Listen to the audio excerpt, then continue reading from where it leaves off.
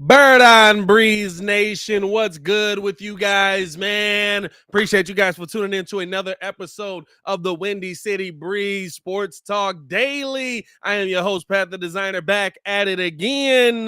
We got a lot to get into today because some crazy news breaking last night. Teven Jenkins might be on the trade block for the Chicago Bears. Are they looking to get him up out of here?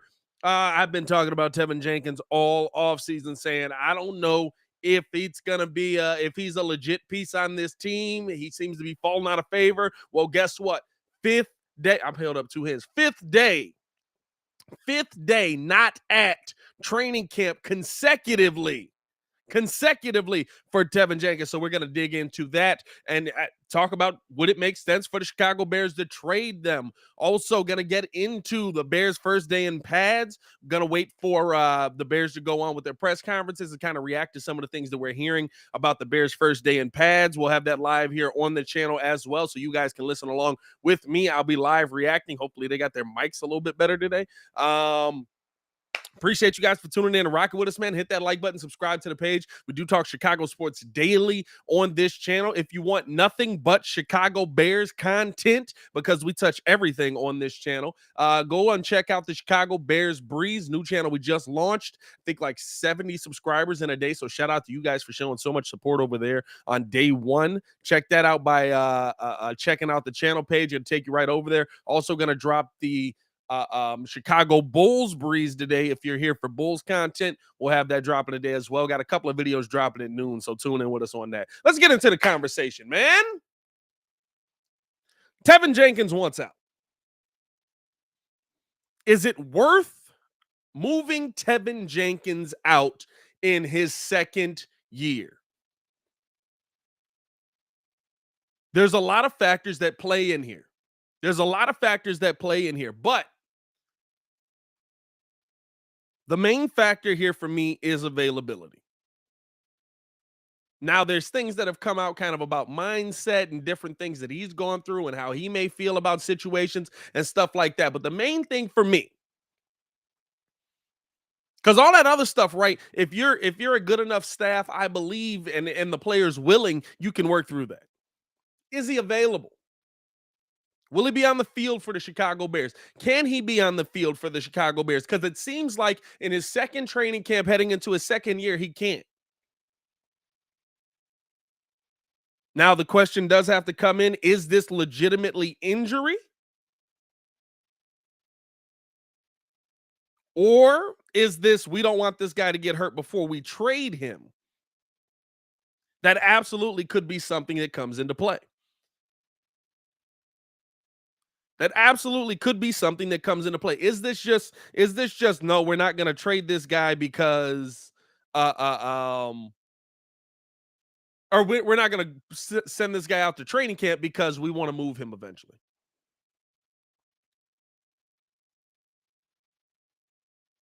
But as you're kind of just looking at how the Bears are doing, I mean, Brad Biggs tweeted out earlier talking about a twist up at camp. He literally tweeted this out, 10 minutes ago? The Bears are continuing to mix and match at the offensive line. They've got Braxton Jones at left tackle and Riley Reef at right tackle with the ones to open drills.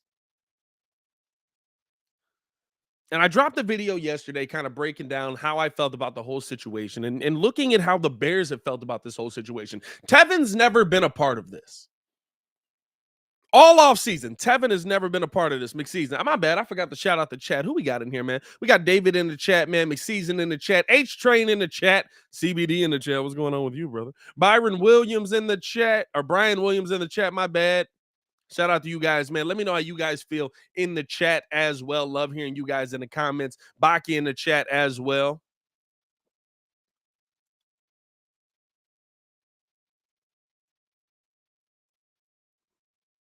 But here's the thing for me, right? Tevin's never been a part of any of this process. When he was a part of the process, he quickly wasn't a part of the process, right? He was quickly demoted to the number 2. CJ in the chat was good. He was quickly demoted to the number 2s. They quickly were trying to get Braxton Jones in there, Larry Borum in there. Now you see Riley Reef moving in. So there's been something going on since day one, where Tevin and this organization just haven't meshed together. And so you have to ask yourself, kind of in this situation, right? Like, where do you feel like the disconnect is, and can it be fixed?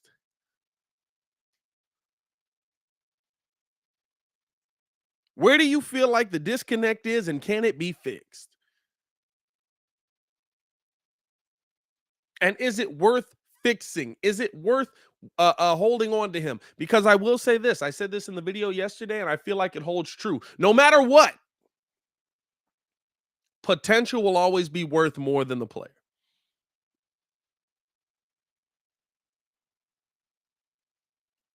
Potential will always be worth more than the player.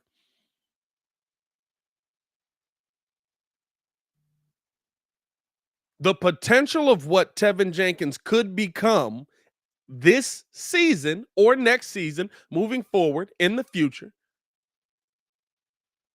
is worth more than what Teven Jenkins has put on the field.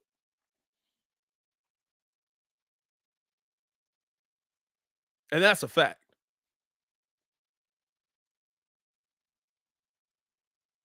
So this Bears organization has to ask itself, is it worth it to hold on to a guy that you don't believe is going to be there from day one?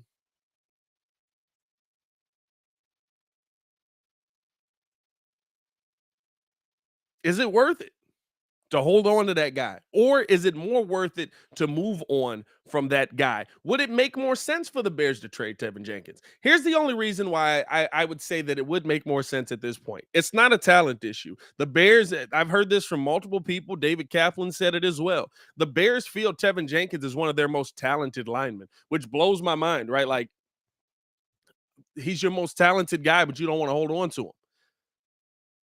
They feel like he's their most talented lineman.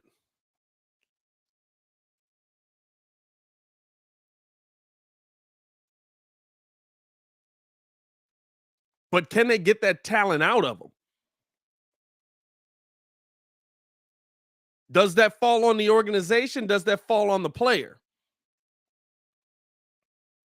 A little bit of both.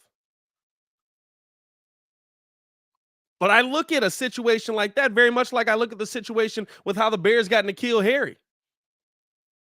The best organization in football for the past decade couldn't get N'Keal Harry to live up to potential. And so the Bears get him for a seventh. If you feel like you're not going to meet his potential this season or at any point moving forward, then trade him. If you feel like you can't unlock that talent that you say is in there, then trade him. And the reason I say that is because you have a quarterback right now that for sure, 110%, the Bears brass has said they feel like he's the guy. I don't think I've heard a Bears outside of like Jake Cutler. I don't think we've ever heard that about a Bears quarterback. Like the video if you agree. I don't think when have we ever heard about a Bears quarterback? He's the answer. Maybe Jay. Never heard it with Rex. Never heard it with Orton. Definitely never heard it with Mitch.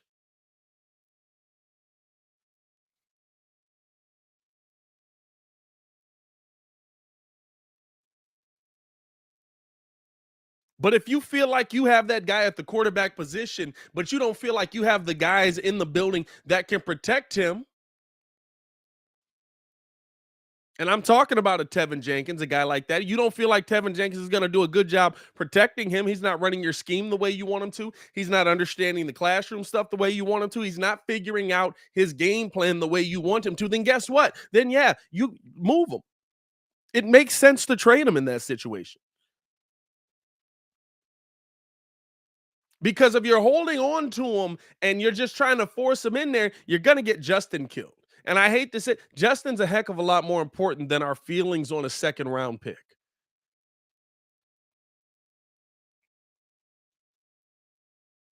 He just is. That's just a fact. I would rather have a healthy Justin Fields than appeasing Tevin Jenkins in the long run, right? Like, and so for me, right, that's something that you really have to take into account. If you feel like he's not going to fit this scheme, if you feel like he's not going to pick up this scheme, if you feel like he's not understanding what's going on the field, then you move on from.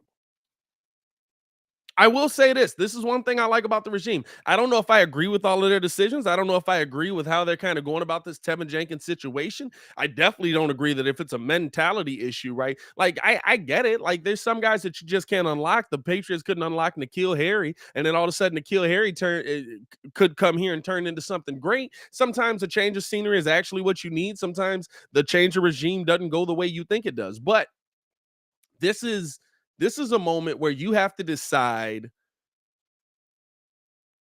do you move on from a guy you picked a year ago? And I'm talking about the Bears as a whole, not this regime, from a guy you picked a year ago as that starting left tackle. And guess what? If you move on from him, I kudos on the Bears for making the decision. The one thing I'll never fault Ryan Pace on is he had the cojones to go make a decision. They were a lot of wrong decisions, but he had the cojones to go make a decision. Guess what? I'm going to give Ryan Poles that same leeway. Ryan Poles seems to have the cojones to go make a decision. If you got him to go make a decision, make the decision, get the decision done. And it seems like to me, if we're talking about the fifth straight day, because this is the thing, right? I get like training camp people are like, oh, he's not out there because of injury. There's a lot of guys that are injured. They're still out there. It's training camp. He was out there because of it through injury last season. I was out there with him. When he was hurt last year, you saw him on the sidelines. He was standing there. There are guys that are hurt this season that are standing on the sidelines. So Teven Jenkins not being at practice to me is a huge deal, because you could be that's talking about like, we don't want you to be a part of this team. They want Roquan's not getting paid and was going to hold out. They put Roquan on the pup list just so that he could still be a part of this team.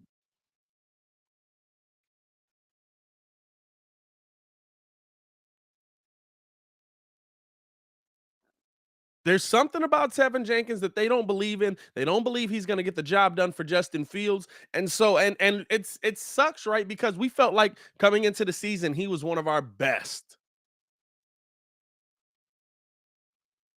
We felt like coming into the season, he was the guy. He stood up for Justin. And listen, I still commend him for standing up for Justin. You're not gonna get the old Jermaine Ifedi treatment out here where he's the human turnstile letting everybody kill Justin, right? I think that Tevin has talent. I think that Tevin can play. I think it's hard to say, yeah, go ahead and get rid of an offensive lineman on this team. I think you need to figure it out. And I think you need to let him figure it out in pads, right?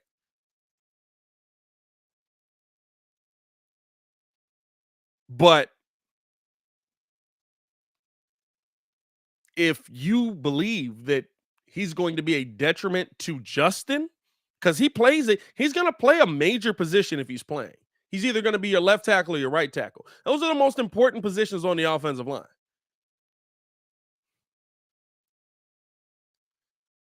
Outside, well, left tackle, center, then right tackle, I guess. But he's going to play a major position for this team. And if he's not getting the job done, then guess what? That sucks. Because your quarterback gets killed if he's not getting the job done. Now, from what I heard yesterday, the offense had an awful day, and your quarterback may be getting killed anyway. Oh, yesterday I heard the offense was pretty bad yesterday. They said Justin would have got sacked about 7 or 8 times.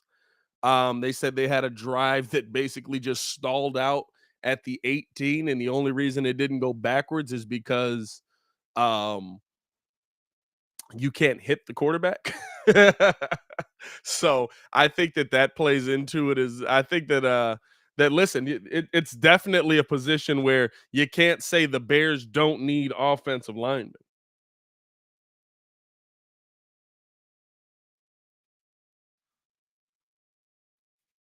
But how do you? I mean, how do you justify if you don't believe in a guy that is going to be able to protect Justin Fields putting him out there, you can't.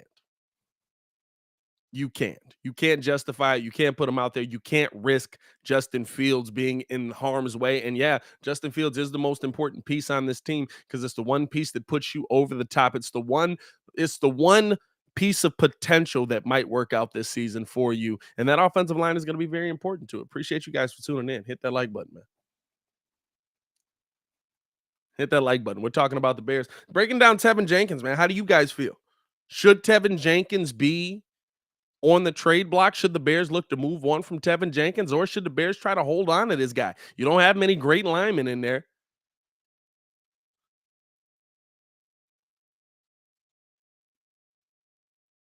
and you're missing your starting center now. So Baki chimes in, says, we give both Pace and Poles credit for being able to make decisions, but the difference that will separate the two will be if Poles can admit when he's wrong because Pace couldn't do that. Yeah, Pace would double down. I think that was the biggest trouble with Ryan Pace is like, you would be like, I don't know, I don't know if he's a good player, and Ryan Pace would be like, no, I drafted him. He's a good player. Let me pay him. Let me give him all this extra bread. Come get your cash.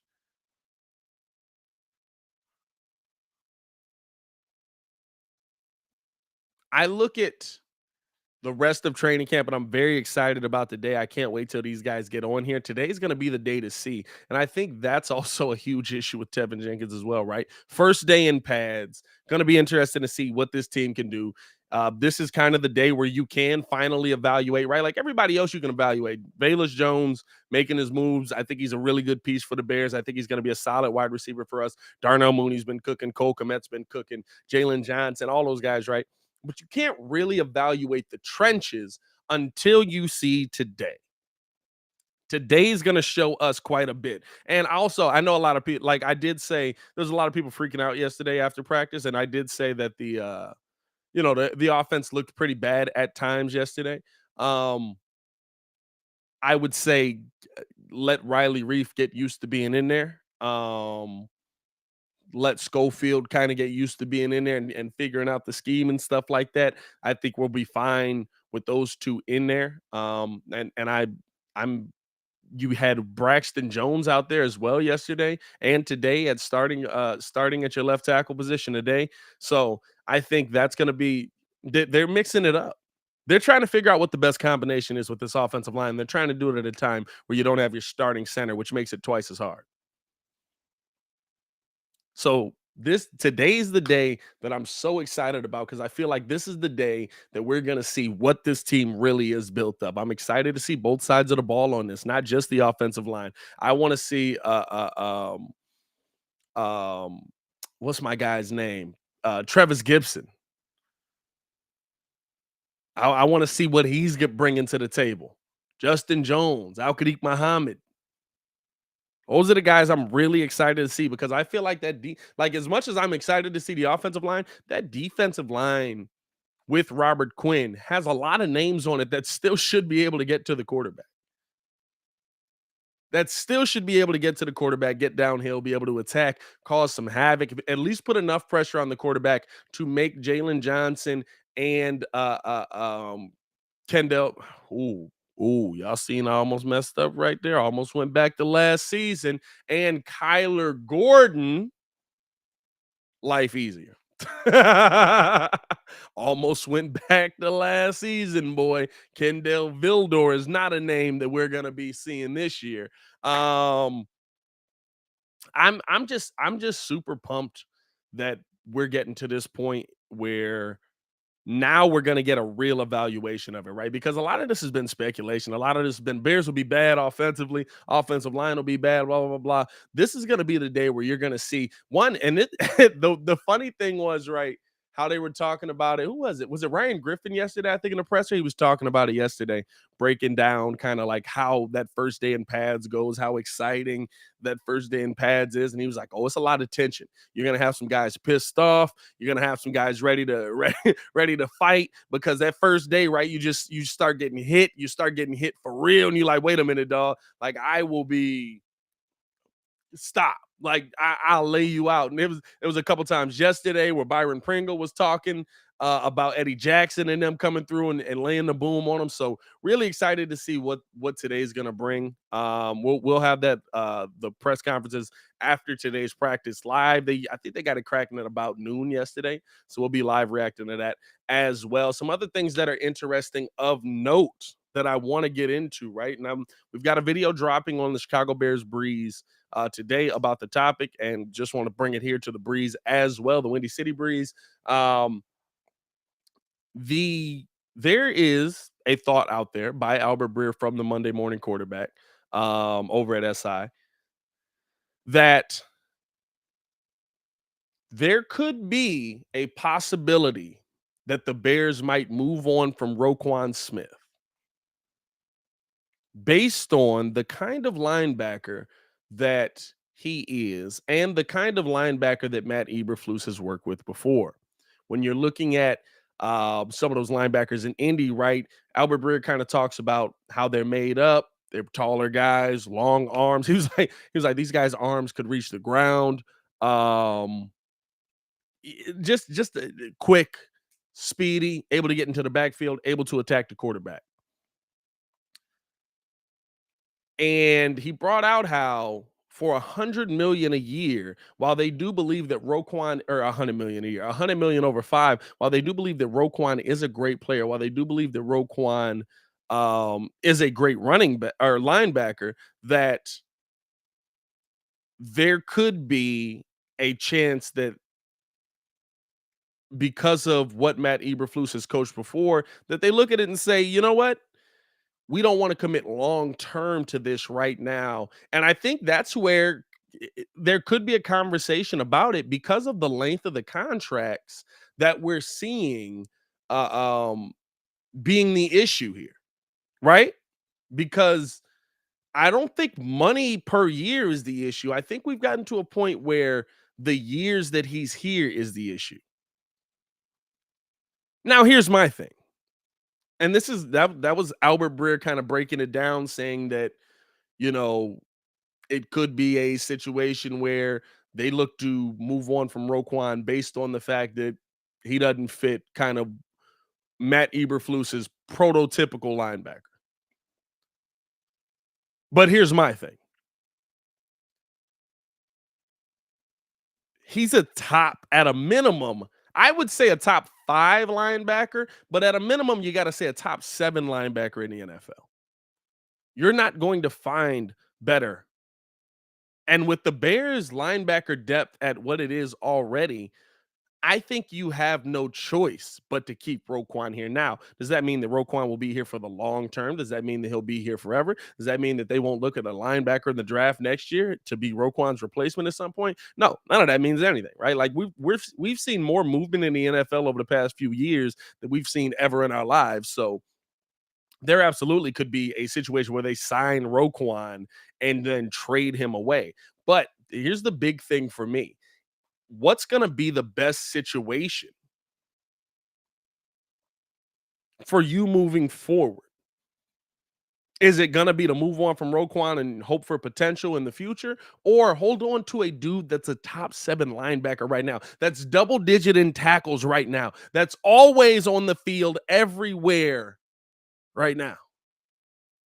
And I understand, right? Like the guys that are kind of getting paid at that linebacker position are the guys that can get into the backfield, that get a lot of sacks, that are always in the quarterback's face, right? Not so much in coverage as much, right? But again, you also have to look at the situation that you're coming from. Why would I have Roquan Smith attacking the quarterback when I have Khalil Mack, Robert Quinn, Akeem Hicks, Travis Gibson, Chris Tonga, guys that get into the backfield? Guys that spent a lot of time in the backfield. One guy that got 18 sacks last season, right? Why would I have Roquan Smith attacking the quarterback in that situation. So the sack numbers to me, and I know that's one metric that could be held against him. It's stupid though, because he's back in coverage more times than not. He's playing that middle. He's playing the linebacker role. He's watching everything that's happening. I don't think that you have enough depth on this team, and I don't think that you'll have enough depth moving forward in a quick enough time frame where you feel like you can move on from a guy that is legitimately a top 7 linebacker in the NFL right now. I don't believe that.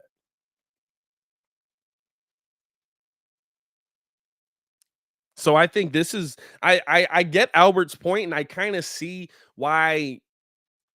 I mean, listen, when you to play devil's advocate, right? You want guys that fit your scheme. You want guys that fit in perfectly with your scheme, and you want to find guys that can kind of pass that on.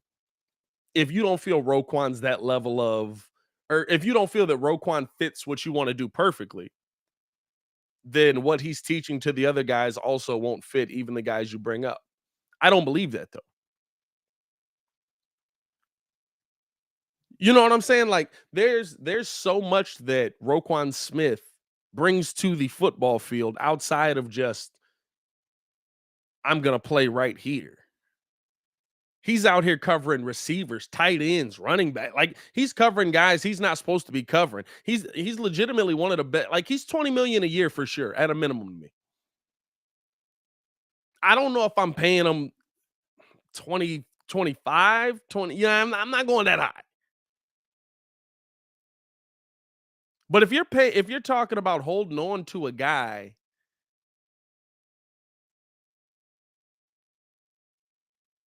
that's gonna get something done, that's your guy. If you're talking about holding on to a player, like I don't get this idea that the way for you to get better is to get rid of talent, young talent. Like I get it if Roquan's 35 in this situation, right? Roquan's 25. I get it if Roquan's 30 almost. Roquan's 25.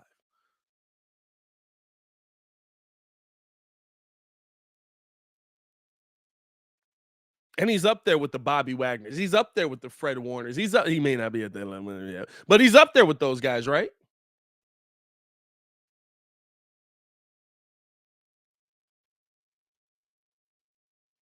So why can't we hold on to him? Why can't we get something done? Why can't we figure this out? That's how I'm looking at it. That's how I've always looked at it. And I'm not a believer in, hey, listen, I understand that this guy's pretty good, but we need to get better, so we got to get rid of this guy. Like that makes no sense to me. And it'll never make sense to me. Like that's just the one thing that I don't look at the best way for you to get better is getting rid of talent.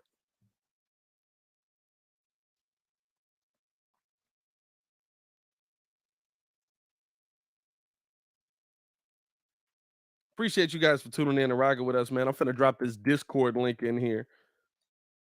If you guys want to talk with us outside of just being on the show, make sure you jump in the Discord, man. Appreciate that love. How do you guys feel about it? Do you believe that it's B Bill says pay the man? Do you believe that Roquan Smith is a player that you can part with? I'm not saying you can't bounce back. I'm not saying you can't find more talent. I'm not saying that you can't, that you like, I don't believe the NFL is a different world, right? And you just, if you find one piece that's great or you draft one piece that's great, you can immediately bounce back. Like the NFL is just that level of league, right? But do you feel like there's a situation where Roquan's not worth $100 million to the Bears? Because that's what he's going to net. There's a lot of people that don't believe it, but he's going to be $100 million player.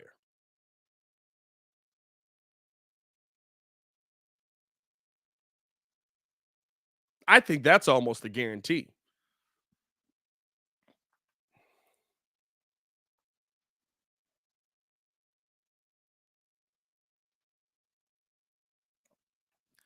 Mark says he just doesn't fit the scheme.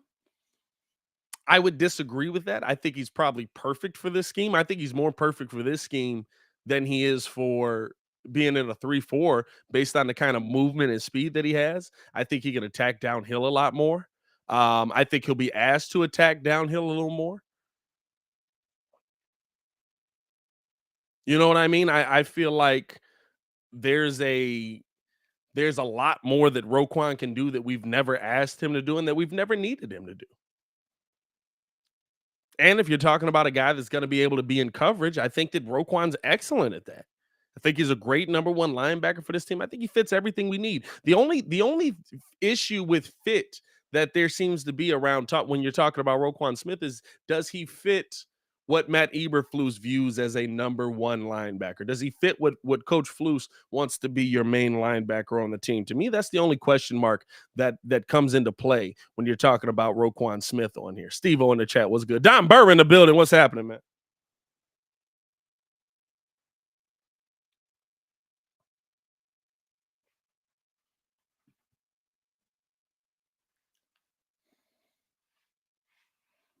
The other thing for me that I was looking at with Roquan,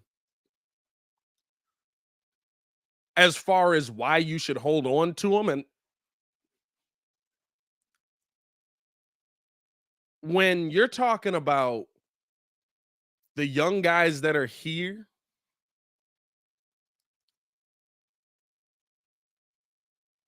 Roquan Smith helps make their lives easier as well.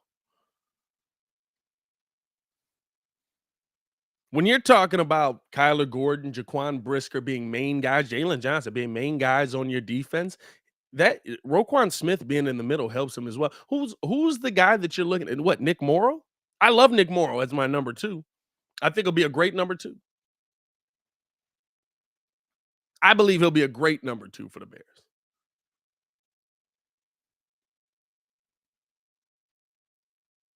But as a number one, nah, I'm not here for that.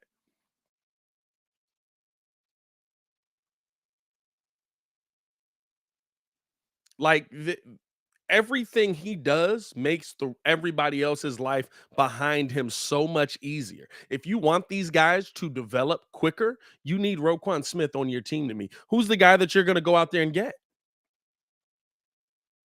That makes everybody else better.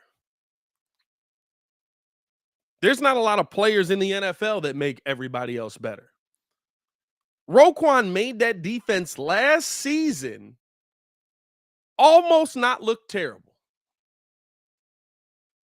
That defense was awful last year. I don't care what the yards say. I don't care what this. That defense was awful last year. You know why? Because teams got in the end zone quite a bit.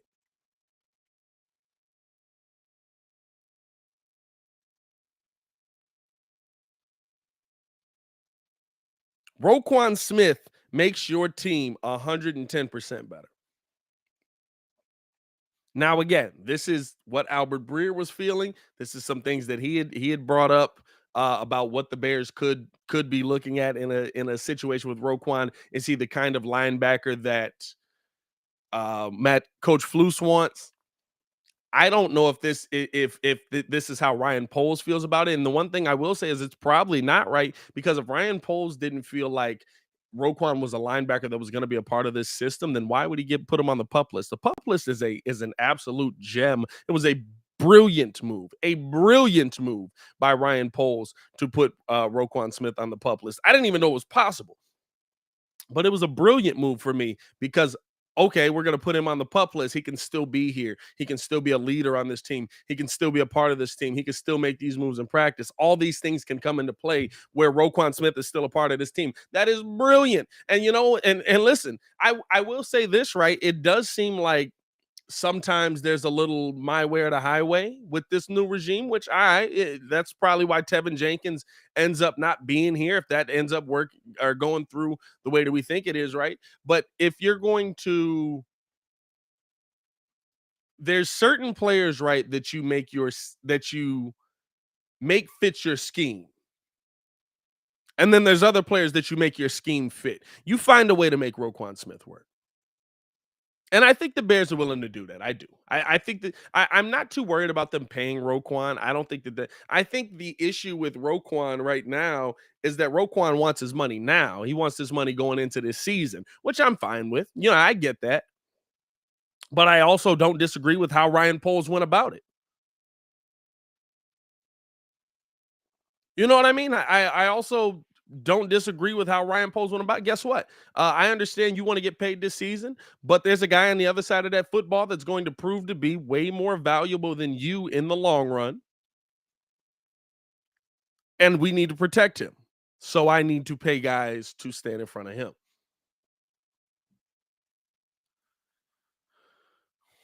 Brian says no shade, but how many years did Poles actually play? He never had a big payday, and I think it's showing. I mean, listen, this is a big payday for him. Him being the Bears GM, like there's there's a million guys that never played in the NFL that end up making great decisions and stuff like that, right? Like it just depends on what you're able to do or what you know and like what you're able to identify. I think this is a moment where one, I think Ryan gets it done. You don't, like I said, you don't put him on the pup list if you're not going to get this deal done. Um, but I don't disagree with how he's gone about it. You figure out how to pay Roquan. I think you have to figure out how to pay Roquan, right? And I think he will figure out how to pay Roquan. But I love the fact that he prioritized keeping Justin Fields off his butt. Hopefully those deals work out. You went out, you got Michael Schofield. You went out, you got Riley Reef, two guys that have been decent in this league.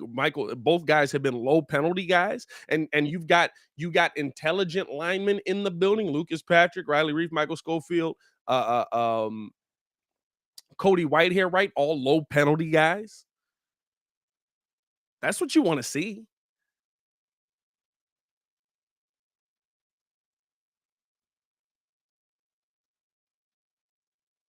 So for me, I want them work it out, figure out how to work it out, figure out how to get it done.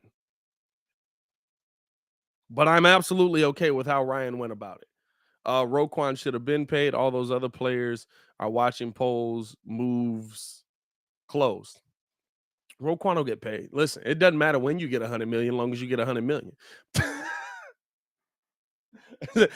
don't think it matters when you get 100 million, long as you getting 100 million, dog. That's what it comes down to. Baki, you must be out at Bears training camp today, my boy.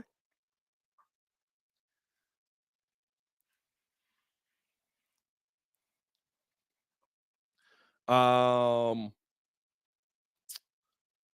Shout out to y'all. Shout out to y'all. I'm trying to see some of these comments here, man. I'm talking about Cache says she loves this man, loves the man. Hopefully they pay him. I think they will. Black Dang says I need Eddie Jackson to step up, especially with his contract. He's been MIA for 2 years. Eddie Jackson's gonna be interesting this year. I think he's gonna have a bounce back year. Um, just based on like if you don't, we have no problems benching you. Frank says if you can't get it done with Roquan, imagine how other talent players will look at the Bears if they trade away Roquan. I think they'll look at him as a rebuilding defense. Clearly they don't have problems paying people. They're paying guys to come in here. I don't think that there's an issue with them giving money to guys. I think the biggest issue coming in with the Bears this season is that um, there weren't enough guys that you felt you needed to pay. That's the biggest thing. There weren't enough guys that you felt you needed to pay. And that's another reason why you have to get the deal done with Roquan to me. That's another reason why when you look at this team, there's no other option but to get the deal done because there's nobody else to pay. Who would you like me to give a contract to? Especially heading into next season.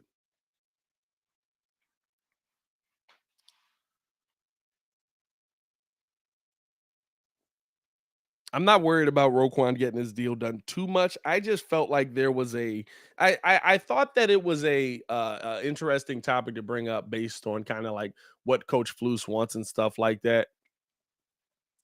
there's a we would be looked at the Bulls. No one wants to be here. Yeah, that don't really happen in the NFL. That doesn't really go down as much in the NFL. Yeah, I mean, like if you don't pay Roquan, nobody will come here. Nah, I've seen teams that didn't pay guys. I mean, listen, it's about how much you win. That's all it goes down to. And most NFL teams are built through the draft anyway. It's a rare case when you get those guys like last year where they bought the entire team and they end up winning the Super Bowl. Even with Tom Brady, they bought Tom Brady, but most of that team was already there. The guys they brought in were low money guys. So no matter what, right? When you're talking about free agents, when you're talking about kind of like just getting guys to come to Chicago, free agency usually only works out for a little while for the team that gets the free agent. More times than not,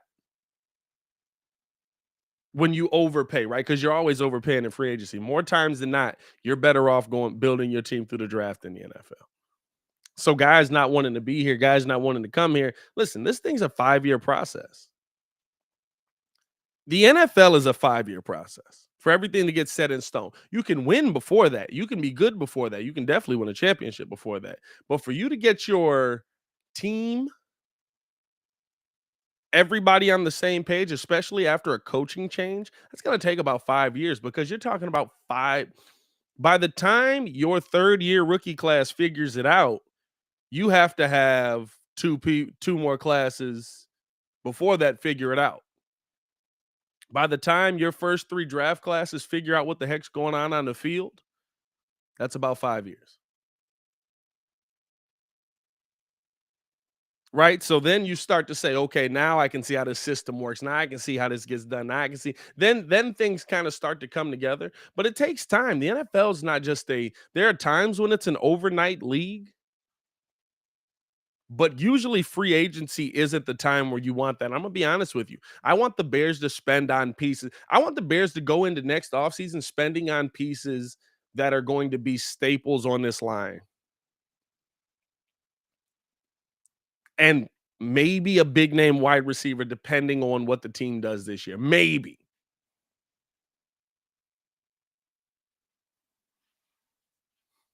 But I mean, in my opinion, right, you're probably drafting another running back. You're probably letting David Montgomery walk. You're probably promoting Khalil Herbert. Your offensive line, you're hoping that one of those guys pan out. Right? Like, I don't need weapons I can find. I can go find weapons. I can get weapons. I can draft weapons.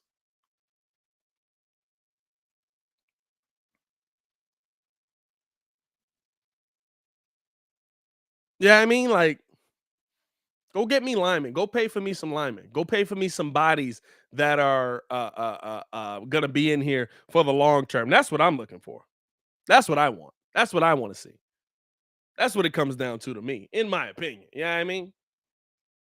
Appreciate you guys for tuning in and rocking with us, man. Hit that like button, subscribe to the page. We're gonna be getting into this second hour here real soon. Got about 20 minutes to get there. Waiting to see when the Bears go live. According to Baki, looks like they're still on the field, so they'll probably be live about noon ish. Maybe heading into like the 12:30 hour. I think they got into the 12:30 hour yesterday, so we'll be live reacting to their press conference. I ain't gonna lie to you though. This is the one thing that I will say. This is the one thing that I will say with these Bears press conferences, right? Like these mugs be lengthy in between. It be killing me when you're talking about the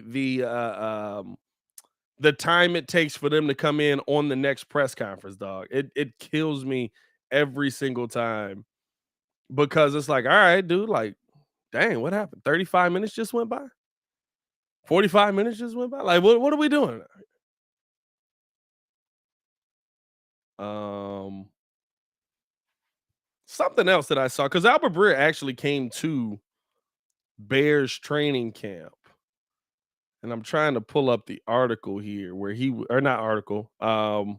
He had like a tweet thread where he was breaking down kind of what the Bears were looking like at position depth and stuff like that.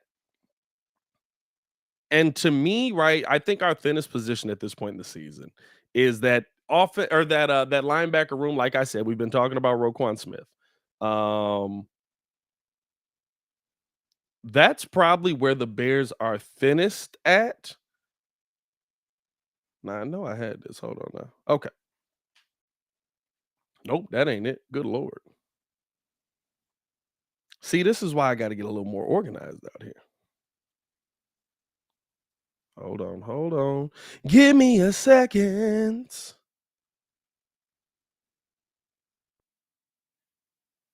All right, now it's not gonna pull up because I'm like on the air doing it. Shout out to you. Shout out to you, internet. Just looking at players, we have there are players that change the minds easily. If you can't sign Roquan, what will you Fields and Mooney think when it's their time to leave? Well, I mean, the NFL is a different situation for everybody, right? Like it's not a one size fits all kind of thing here. It's not a all right, here we go. Here we go. It's not a if we don't get this done here, nobody else is gonna get done. Nobody else is gonna want to be here. It's a business at the end of the day. You know what I mean? So I think that's gonna be fine. So here was five things from Chicago Bears camp that Albert Breer took away. He says, number one, the DBs were a pleasant surprise. Rookie Jaquan Brisker, who already looks like a complete safety, and Kyler Gordon have meshed with vets Eddie Jackson and Jalen Johnson. That was something that we talked about yesterday, where we were breaking down kind of like who were some of our guys that we felt stood out, who were our favorite guys. That we felt were going to take a step this year and we're really gonna, you know, excel. And those two guys, man, how they've come out in this camp, how they've attacked this thing, how they have dominated this thing, especially next to two vets that are kind of already in there. It feels like Ryan Poles in his first draft absolutely got this right. Now, again, right, when pads go on, when things start happening, right, it's going to be a completely different situation. You're going to be talking about a completely different uh, um, level of competition that you're going up against. It's not just going to be your guys in practice. That's why I kind of like the joint practices. I know that we kind of shied away from those this season, but I kind of like the joint practices because you get to see guys that are actually trying to beat you.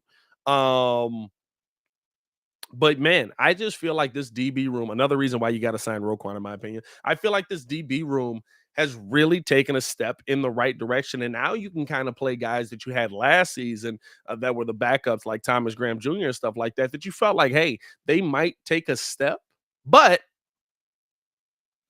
it's going to be still like a backup level player. Now they get to be backup level players. And I feel like, I mean, listen, if you come out of this first year, and I know it's not what we wanted, I know it's not what we said, I know it's not what we're hoping for out of Ryan Poles' first year, where you're hoping that Justin Fields, who according to Baki just has been off all day today, and this is his worst practice so far.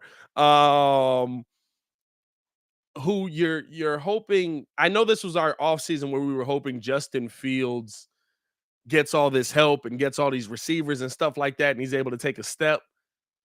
But if you come out of this first season and you feel like your entire secondary was fixed with how bad it was, you had a successful offseason. Especially knowing that the Bears are going to play offense to their strengths this year, which is crazy to say. But you've had a successful offense or offseason.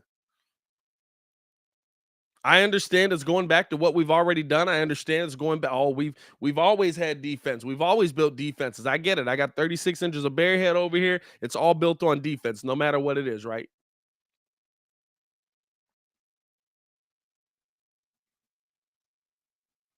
But I love the fact that we're talking about two DBs that absolutely are going to make an impact this season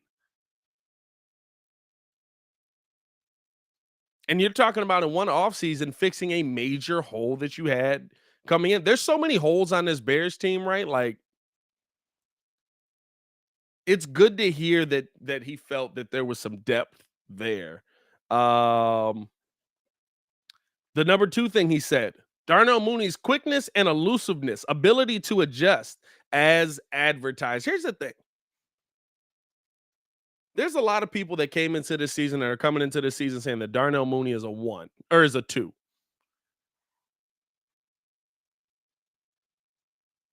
For me, you can't look at what you saw last year and say, "Oh, he's a number 2 receiver."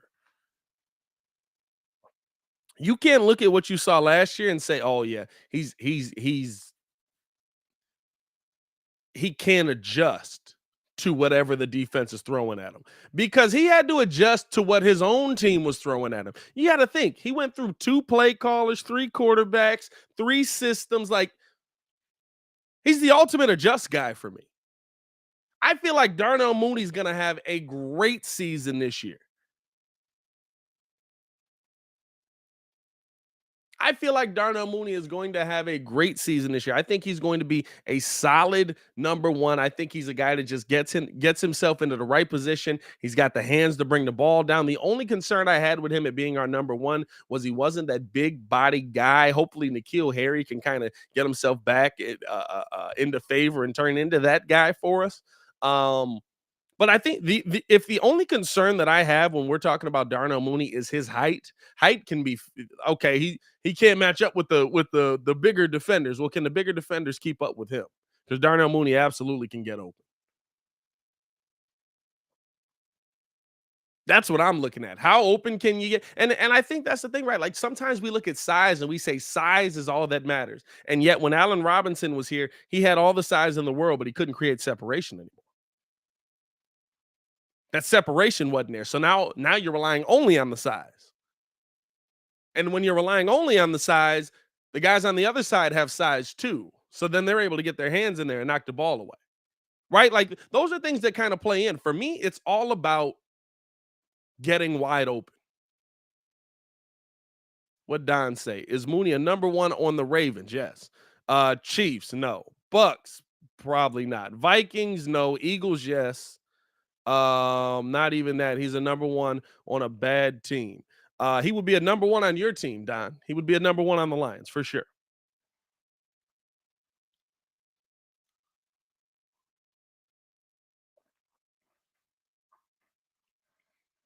Dwayne Smith said, "Hey Pat, whenever you're doing a jersey giveaway, just send it to Don Burr. He's our greatest supporter and biggest Bears fan." Hey, Don do spend a lot of time in Bears groups. I ain't gonna lie. I ain't gonna lie to you, man. I ain't gonna lie to you. He spent a lot of time in Bears. I love Don though. Don called into the show one day. It was the funniest thing in the world because I was fully expecting him to be like this, like Detroit over everybody. Flips the table, ready to like yeah, he's like head banging while he's doing it. And Don called in and he was like very level headed and was like, "Oh, no, this is what I saw in the game." And I was like, "Oh, okay." I wasn't expecting that. I wasn't expecting a normal conversation. The number 3 thing that Albert Breer took away from it. Justin Fields has already made many strides with his footwork, picking up the new language. He's impressed the new staff with his drive. Deep ball looks good too. Now, as Baki is tweeting out today, there could be some issues that happen in the day, but there are up and down days in training camp. These are the days you want to have in training camp. What we've heard overall is that Justin Fields has made excellent strides. There's also been major changes to his offensive line in training camp as well, right? And first day with pads on. So I would assume having a pad on would affect you a little bit, would affect you throwing a little bit. I don't know. But the biggest thing that I'm looking at from Justin today is or overall is the footwork improving. I'll say this, right? So I was watching the premiere yesterday that I did on Teven Jenkins getting possibly traded. And was watching like the next video after that was a video of me from a year ago reacting to Justin Fields highlights before we drafted him. Had no idea. I kind of knew who Justin was. Y'all know I don't watch college football, so I kind of knew who Justin was. only from the or not the national championship game, the game where they played Clemson.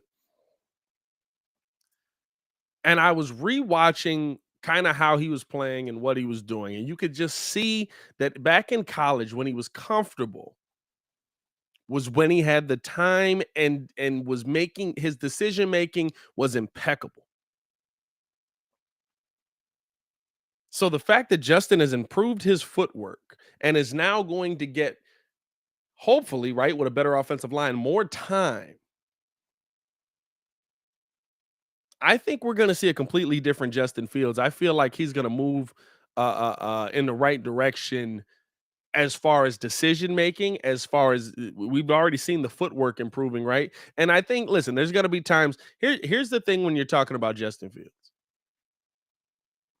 You can look at the day and say he's having a bad day, all of that stuff in practice, right? He's gonna have bad days on the field. Everybody does. He's gonna have days where the ball ain't hitting right. Everybody does. He's gonna have days where he sails a ball over a definite touchdown. Everybody does.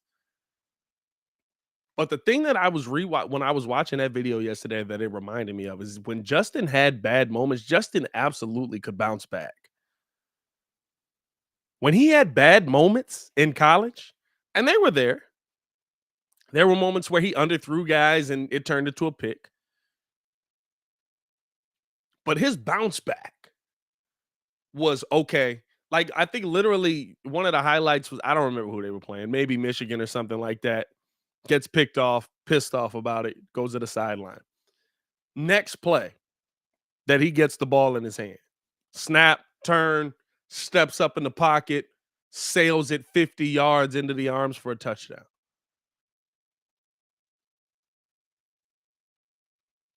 That's the guy that we have on our team improving, by the way. That's the guy that's on our team improving. So like I'm like going back every now and then, like when I look at those old videos, by the way, I got a lot of wrong takes on this. So shout out to y'all for sticking with me through that. A lot of bad opinions in the past. You know what I mean? Um, but when I was it was just watching it, and you could just tell all he needs is time. All he needs is protection. And that's why I'm okay with everything Ryan Poles has done heading into this training camp. Yeah, we're not paying Roquan Smith yet. Why? Well, because we got to protect this dude that's going to be our franchise quarterback. Like I'm fine with it. I love the fact that here's the thing I love. What's Flus doing? We saw it today. Yesterday didn't work. Let's mix it up. Hey, Baki, what's the protection looking like on Justin? I don't know if you can see it. I know you said your guys FaceTime you. What's that protection looking like on Justin, right? Because I'll think I believe that if you figure the protection out, Justin will figure the rest out. If you figure out how to build that wall in front of him, Justin will figure the rest out. That's the player I saw at Ohio State. Not good protection today so far. Yeah, they got to figure that out.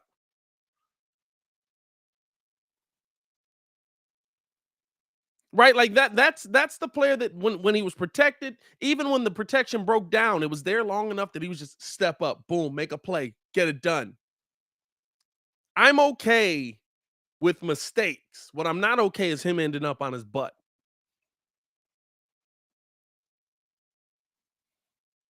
So that I think that's the part that the Bears are going to kind of have to work through. I think today's like I'm excited to see, and even with them struggling, I'm excited to see this, right? Because I think this is what shows it most, right?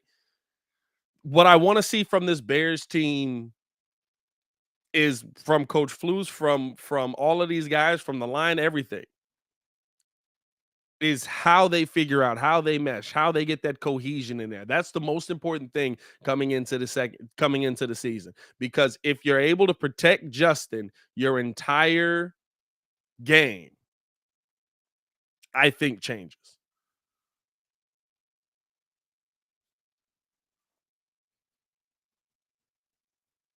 Baki says the only good part about the offense today has been the drives down the field, the 2-minute drill, and the goal line offense has been the struggle. The 2-minute drill, no. Okay. All right, well, I mean, listen, that's an improvement. I think that's the sad part to say, right? Like that's an improvement that the drives down the field have been better, and that the whatchamacallit, the 2-minute drills in the red zone is the struggle because we couldn't get down the field for 2 years in a row. We couldn't get down the field for 2 years in a row. So I'm very okay with the drives down the field being good. Hey man, appreciate you guys for tuning in, showing love. Hit that like button, subscribe to the page. Do want to let you guys know, man, that we got a couple. There were some channel updates. If you guys don't know about the channel updates, man, we're gonna continue posting all our longer form content here. We're gonna continue talking. We're doing the daily show every day on this channel. We're gonna continue doing. We're gonna do our Bears post games on this channel. Gonna do our Bulls live calls and post games on this channel.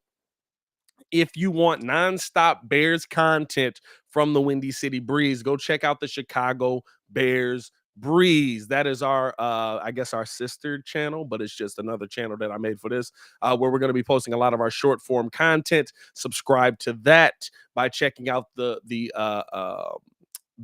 Windy City Breeze page. You'll be able to see it on there, and you'll get nonstop Bears content. I believe there's a video that just posted right now, if I'm not mistaken. Let me double check that real quick. It should have been posted right now. Kind of talking about the Roquan situation a little bit more in detail. So get in tune with us over there, man. We appreciate everybody who's shown love to this channel, who's shown love over there, man. We're just trying to grow this thing out as much as possible. Let's keep it going. Also going to be dropping the Chicago Bulls Breeze, which I think I also just launched right now. So make sure to check out both of those channels, man. And you'll get nonstop Chicago Bears and Bulls content. Baki says, that's sad, Pat. We've been reduced to just being happy with drives down the field. Absolutely, bro. Absolutely. Absolutely. Nomad says, should expect a lot of hiccups this time of year. Everything is new installs that'll come together. I think that's the thing that a lot of Bears fans got to understand as well. It's weird because Justin's been here for 2 years. David Montgomery's been here for 3 now. There's a lot of guys that have time on this team, but this is new. None of the guys on this team right now have played in a 4-3 defense, except Robert Quinn. Robert Quinn's played in a 4-3. But I'm pretty sure, I'm trying to think, because everybody else was already here and they were a part of the Poles regime. Well, maybe Al-Qadiq Muhammad has played in 4-3. This is new for them. On the offensive side, this is completely new. This is Justin's rookie year all over again, except it's the year that he's actually supposed to have. Marv in the building, what's good? Marv always keeping it real tempered, man. Said, what's up, Pat? I really think we should keep our expectation for the Bears at a minimum. I'm not saying I don't want the Bears to win, but let's see what we got. I think this is the thing with my expectation for the Bears. I don't expect them to be dominant. I expect them to have to work through issues. I expect them to have to work through different struggles that are going to pop up and go away, right? I think there's going to be a lot of things that the Bears are going to struggle with, but here's why I have optimism for the season.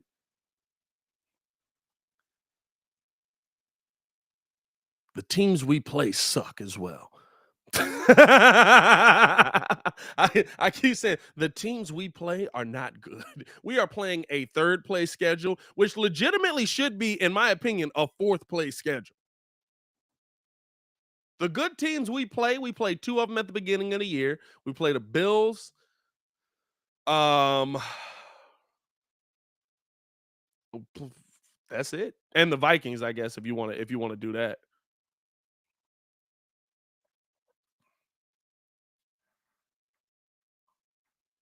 Like I'm not going like Brian here. I'm not going 11 wins here.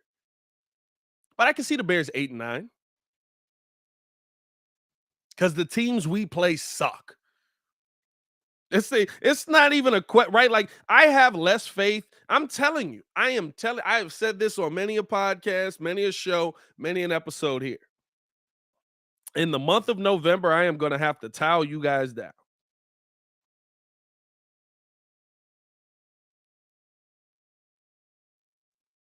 In the month of November, I'm going to have to cool off the chat. I'm going to have to bring a fire extinguisher in this month.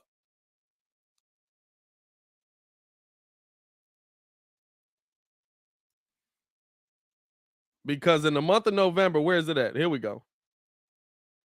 Dolphins, Lions, Falcons, Jets. Woo! 4 games in a row. 4 games in a row. Now, the Dolphins might surprise me. The Dolphins are the one team that I'm like, they might lose there. They might surprise me, but I say this, right? I think I've gone through this a couple of times. Niners, I got as an L. Although we playing Trey Lance week 1, there's a possibility there.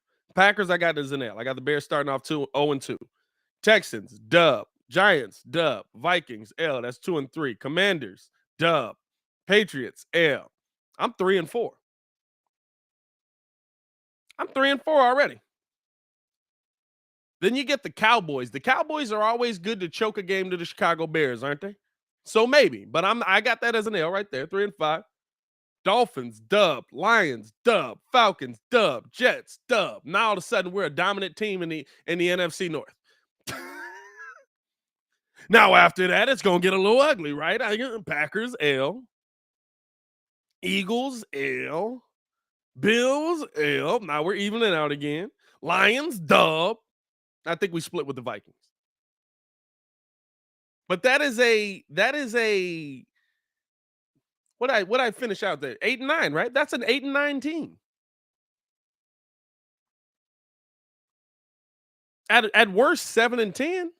To me, if you're coming in this right, and here's the thing with how the Bears are gonna run, right? There's a difference in game. Like, this is the one thing you also have to understand as well.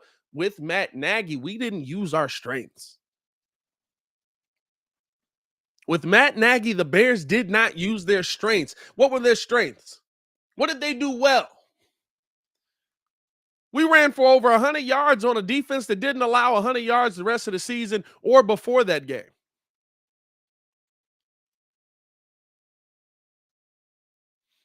Justin Fields had a 146 passer rating when the pocket moved.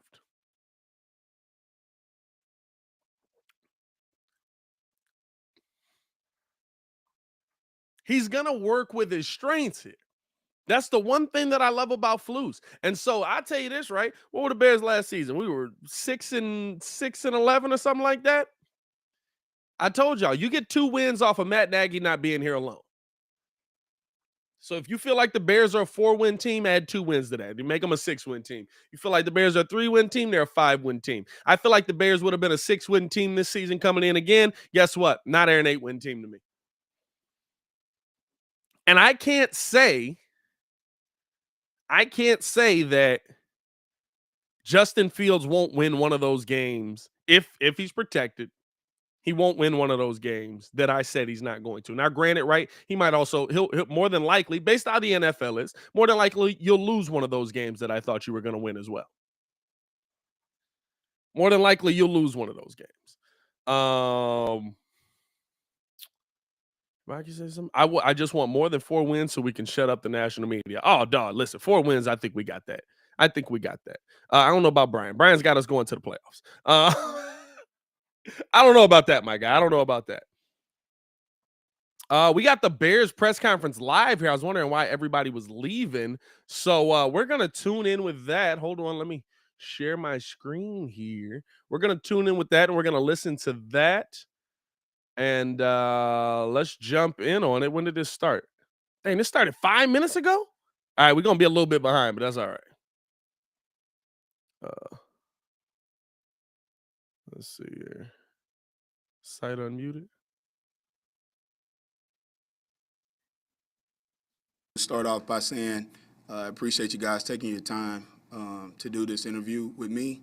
I don't take these things for granted. I don't take them for we light. go join already in progress. I really appreciate you guys' time as well. Ability to calm guys. He does a phenomenal job of calming guys and letting guys know the situation. He's a Is this all the way really up? Can y'all hear cerebral that? football player, and he's grown from the first time I was around him until now. The maturation process with him has been phenomenal, and he's a really fun guy to coach. Can y'all hear And that? I'm happy Do I it get a sound chance to normal? coach him. What did Trenton Gill show you early on in the offseason once he got here that I bet. you guys that you didn't need competition in training camp? I think what Trenton has done is he's shown us that although he's a rookie, he takes his job like a pro, like he's a veteran. He takes care of his body. It's really important to him. He does extra work. He's always on the jugs, doing extra work. He's always on the side, doing more drops, more moles, taking lines. He's never satisfied, and he's the type of guy that they all have to develop. Rookies all have to develop, and they all have growing pains. I don't know that anything that you're asking was a competition-wise, that speaks more to like the scouting staff and that part. I can just tell you as a player, as a person, he's shown that he's mature, and he's shown that he's hit the ball really well, and I like where he is right now. Richard, with how open the wide receiver room at least appears to be right now, do you imagine that guys' special teams capabilities will help carve out like maybe spots, 4 through 6 potentially if you keep that many on the active? Yeah, great question. I think that we have a lot of wideouts in the room that have special teams experience and that are working really hard. And I think those guys know. I mean, we all know that Mooney's catching balls. He's not playing special teams. So those other ones, they got to understand, and they do understand that they're here for that, and they're working hard. It's a fierce competition right now, which is what you love about the way this organization has come together and the way these guys are playing and competing for spots. I mean, it's competitive, and I like it a lot. So.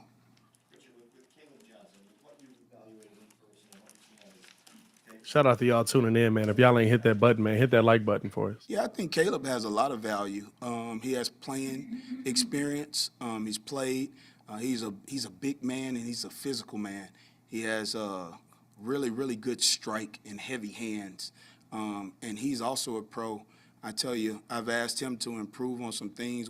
Coach Polk and I have asked him to improve on some things over the summer, and he came back and he got those things corrected. You could tell that he worked at it, and you can tell he's hungry. So he brings experience, he brings physicality, and he brings leadership. So he's done a nice job. That's a great question. You have a player like Cairo who's had quite a bit of success over the last couple of years. How much do you let him just kind of maintain his work the way he's always done it, or do you throw new wrinkles in too? Yeah, well, we challenge every player, kicker, punter, long snapper, core guy, it doesn't matter. Cairo has a routine that he's comfortable with, and we talk through that together, and then we sit down, we go through a kicking schedule, we make sure it's all planned out for him.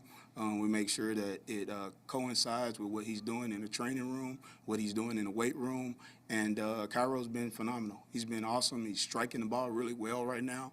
He's getting great elevation, good rise on his balls, and he's really developed a great relationship with Trenton Gill. So that has been awesome to see. Those guys are always together. They're always talking about which way they're holding the ball, the lean, where if the wind is blowing this way, I may tilt it this way so that the rotation falls and carries a different way. There's all kind of tricks and trades you do when the wind is blowing in terms of the way you lean the ball, the way you hold it, so that when he strikes it, it may take different revolutions, if that makes sense. So they talk about that all the time, and Trent's taking a lot of pride in that, and I think Cairo really appreciates that.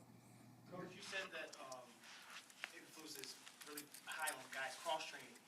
Other than being able to step in and fill in a position, how do you think that translates to their regular duties?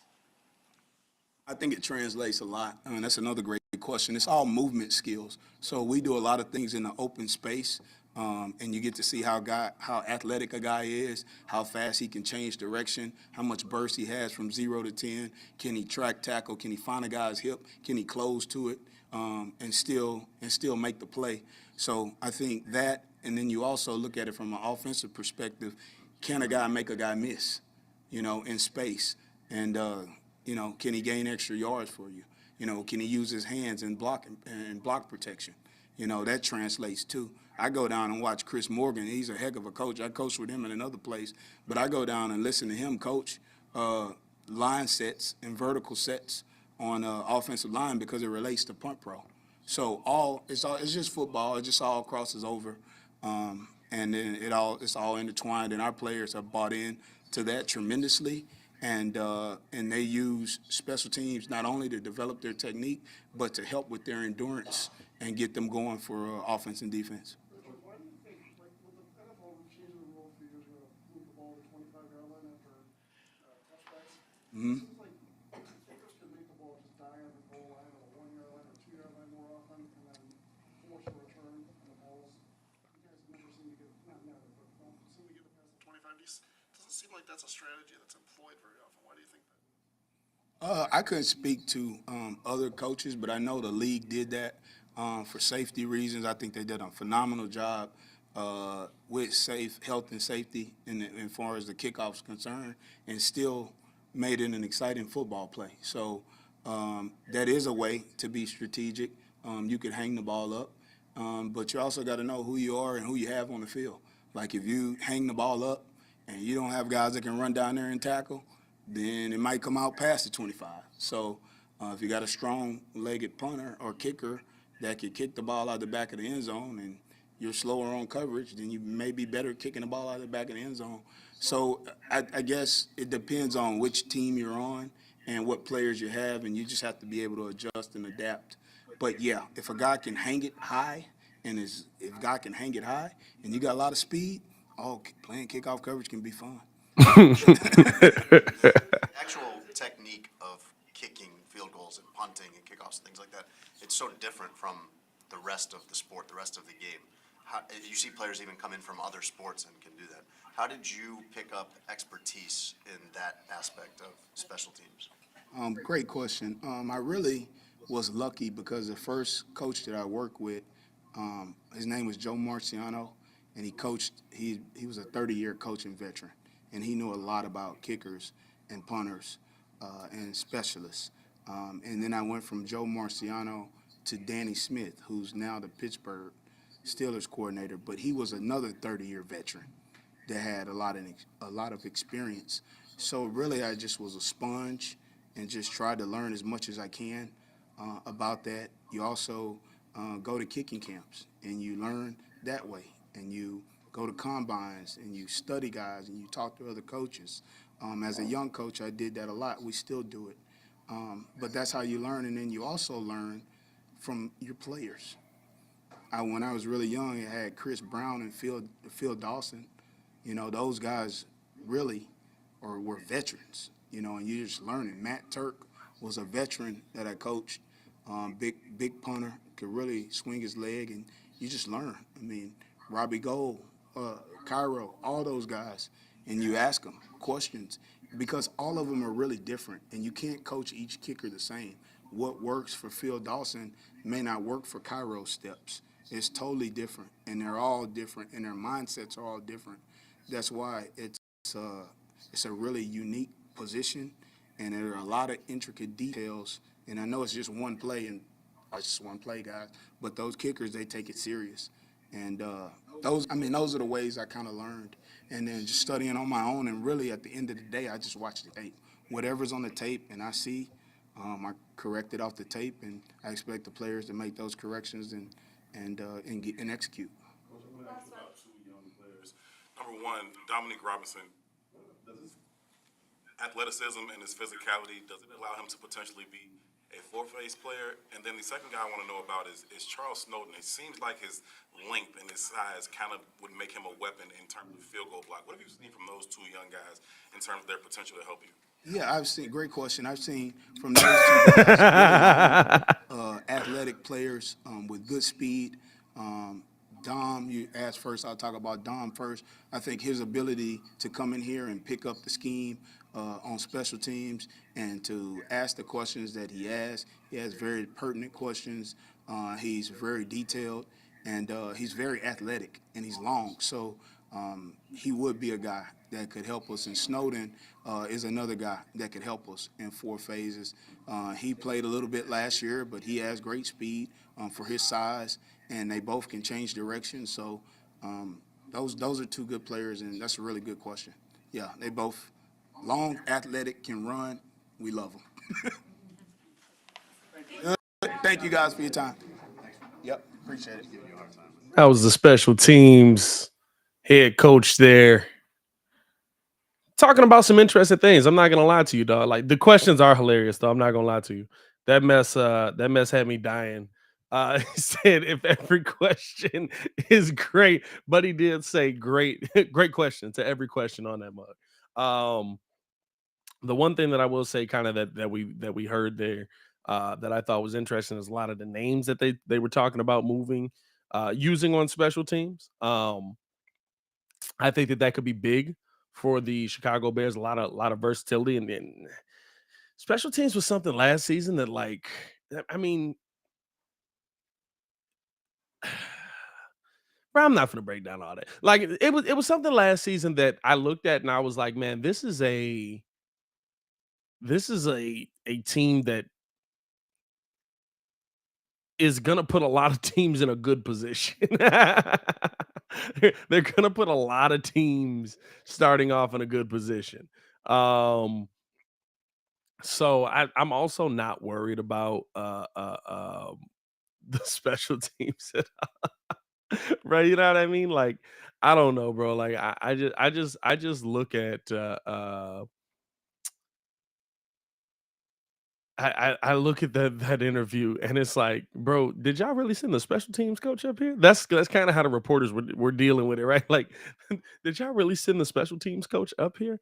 Mustafa Odin said, we were sound last year. Tabor was good. Tabor was good, and they had good moments, but there was a lot of times where, like, somebody would make a dumb mental mistake or stuff like that, bro. There was a lot of bad in last season, right? The- I think the special teams was the best out of the bunch for us. I think that's what we can say for last season. Um, but yeah, I'm not going into some deep breakdown on what we heard on the special team side. I think the fact that you heard Charles Snowden, his name's being put in there, was a little bit interesting, and kind of what he's going to be doing on special teams. I thought he would be doing a little bit more outside of that, but hey, I'm not mad at it. It is what it is.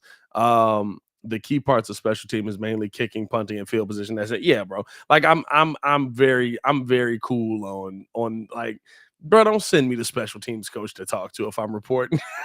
Mustafa said I said sound, not good. There you go. The one thing that I will say that I'm excited about coming into this year is we don't have to worry about any kicking competitions or any of that, right? Like, that's the good thing for me, that we don't have to worry about any kicking competitions. We don't have to worry about if we got a kicker. We got Cairo in the building. He's doing a great job. Shout out to him. Hey, what happened to Eddie Pinero? That was his name, right? What happened to Eddie Pinero? I know he got hurt last year, but then, like, he was just gone forever. Is he not on the team anymore? Is he not on the team anymore? Um, Cache says we still got 3 teams in the preseason that are good teams, so we can see how they're adjusting. Yeah, we'll see. We'll see that. We'll see. I mean, preseason is man. Preseason is man. Anthony says that the Bears will win 10 plus games. The Bears will win 10 plus team game. All right, okay. Uh oh, he's the Jets kicker? Hey, shout out to him, man. Shout out to Eddie P, man, getting alive there. Jose says, how long you gonna be long for? We go live every day from 11 to 1. So if you guys are new here, man, tune in with us on that. We go live every day from 11 to 1. Also got a couple other channels for our short form videos. We got the Roquan video out now, talking about could the Bears move on from Roquan Smith. Check that out on Chicago Bears Breeze. Appreciate you guys for showing love over there. And Chicago Bulls Breeze is out now with a new video, so check that out as well. Waiting for the next press conference to get started here. Hit me with some questions, y'all. Hit me with some questions. Yeah, I mean, hit me with some questions. Bears cutting them, Pat. Who they cutting? Who are they cutting? Marv said the Bears are cutting them.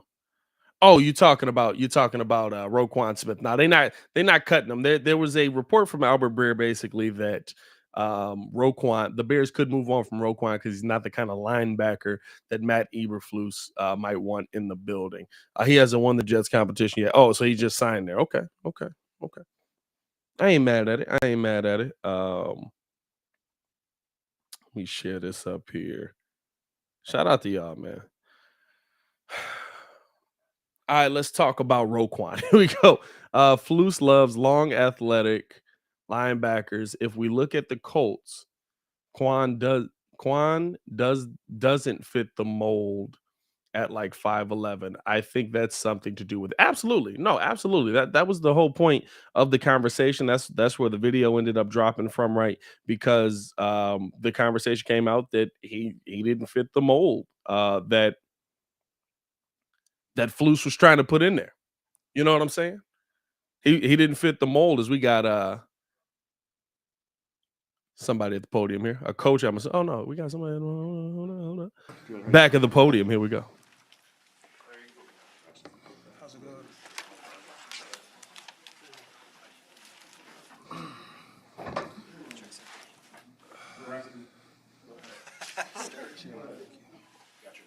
Braxton, there's been a lot of false starts happening, early in camp.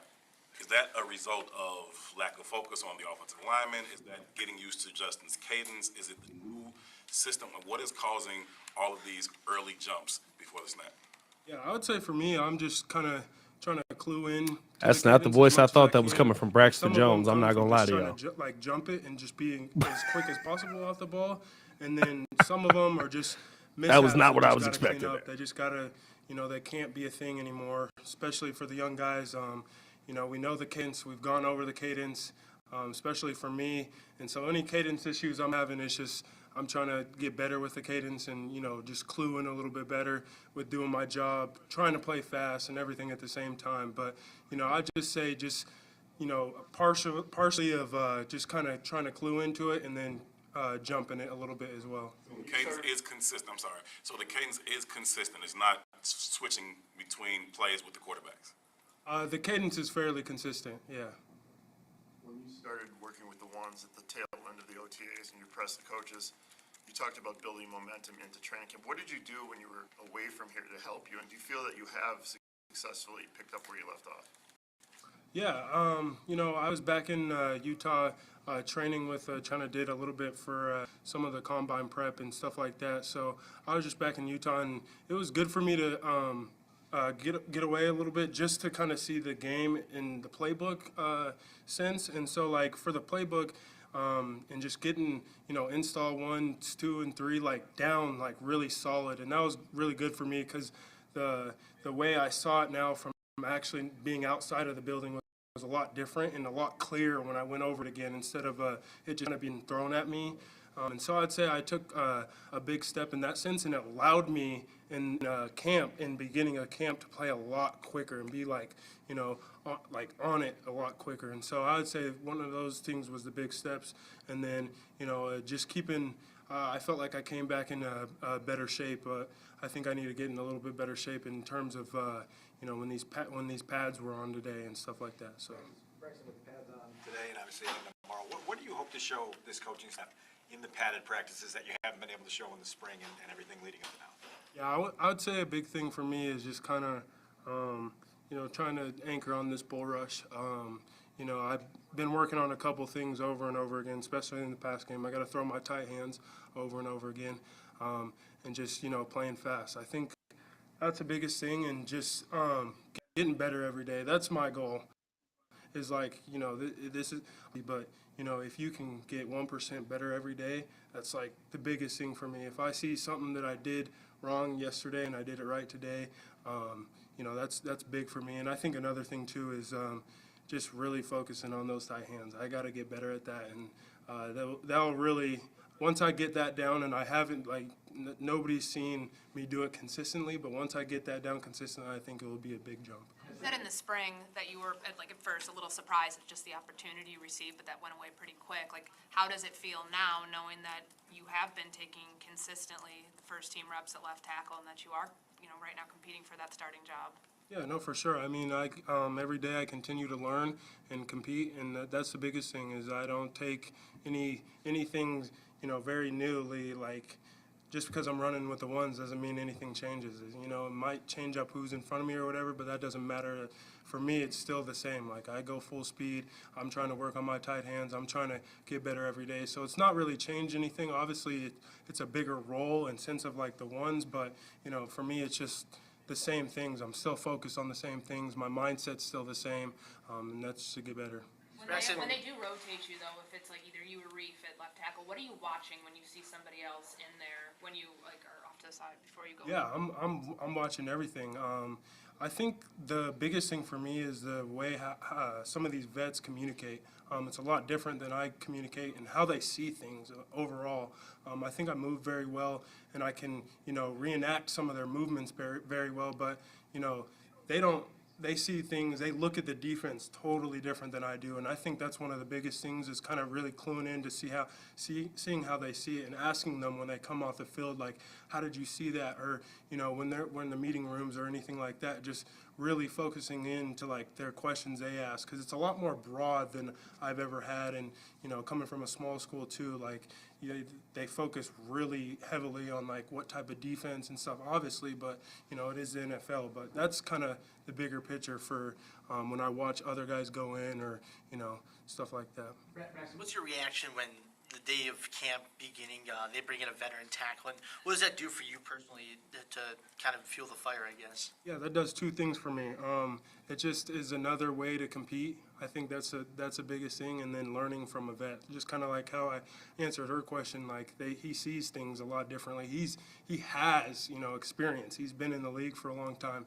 So no matter what, it's obviously we're competing for a job, and it enables me to have a little bit more experience by asking him questions and having him being like, you did this wrong or you did that right. But at the end of the day, we're still competing. So it's two great things, and I just thought of it as an opportunity. How cohesive do you see the offensive line, and do you see yourself as a leader of this group in the future? I'd say as of right now, I'm just I go, I'm following an example of, some of the leaders like Cody, heavily. He tells me something to do. I'm not, I'm just kind of listening to what he's doing and, doing everything I can to help out the team. So I'd say that's the biggest thing. But in the future, I definitely could see myself, arising as a leader or someone in that role, for sure.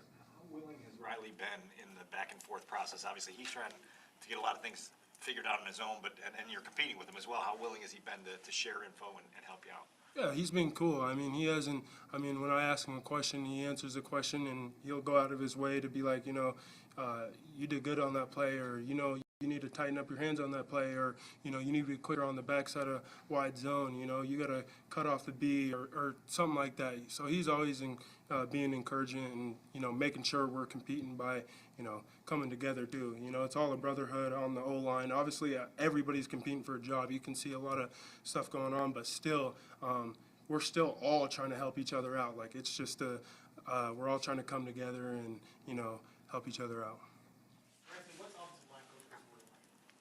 Oh, he's great. He's wonderful. I mean, he comes with great energy. I love Coach Morgan. He always keeps a smile on my face. Always trying to keep it fun, not trying to make it always, it's not easy, but it's obviously, the NFL is different. So, trying to keep it, cool and relaxed sometimes great. So Coach Morgan always brings that, and I love that about him. Again, going back to the fact that you were a little bit surprised that you were getting as much time with the starters and the OTAs and the camps before training camp.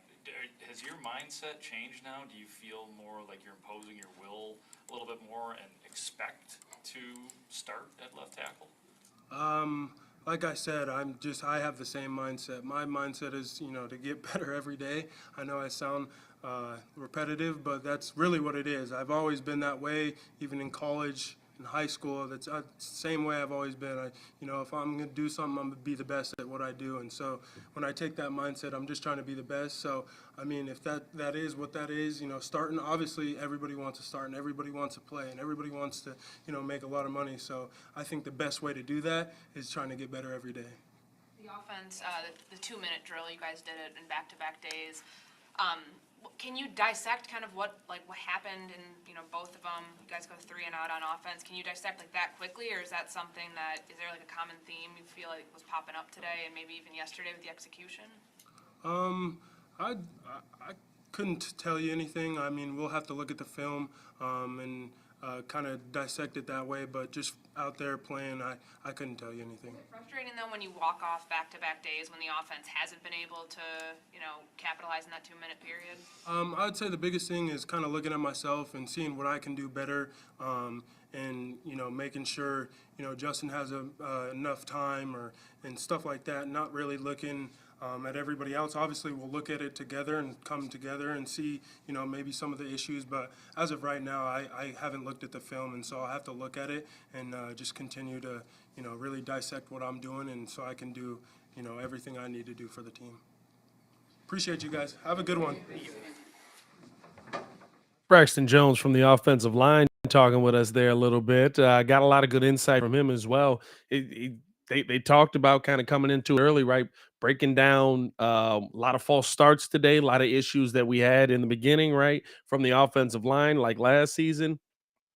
That's not good, right? Those are things you need to work on, but we're getting started early here. These are the moments where, listen, first day in pads, okay, let's kind of figure it out. Let's figure out the cadence. Let's figure out what the issues are. Your biggest issue is right now that he's probably your best option coming in at left tackle on this team, and he's a rookie, never been in the NFL before, and he has already taken Teven Jenkins' spot, right? You really hoped Teven Jenkins was going to be the one that was going to be able to step up in that spot.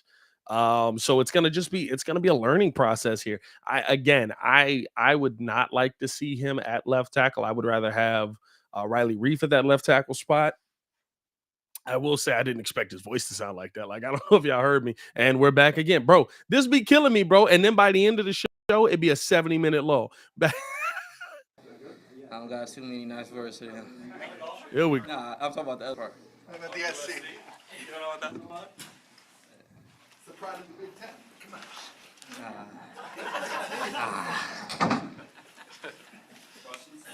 How you doing?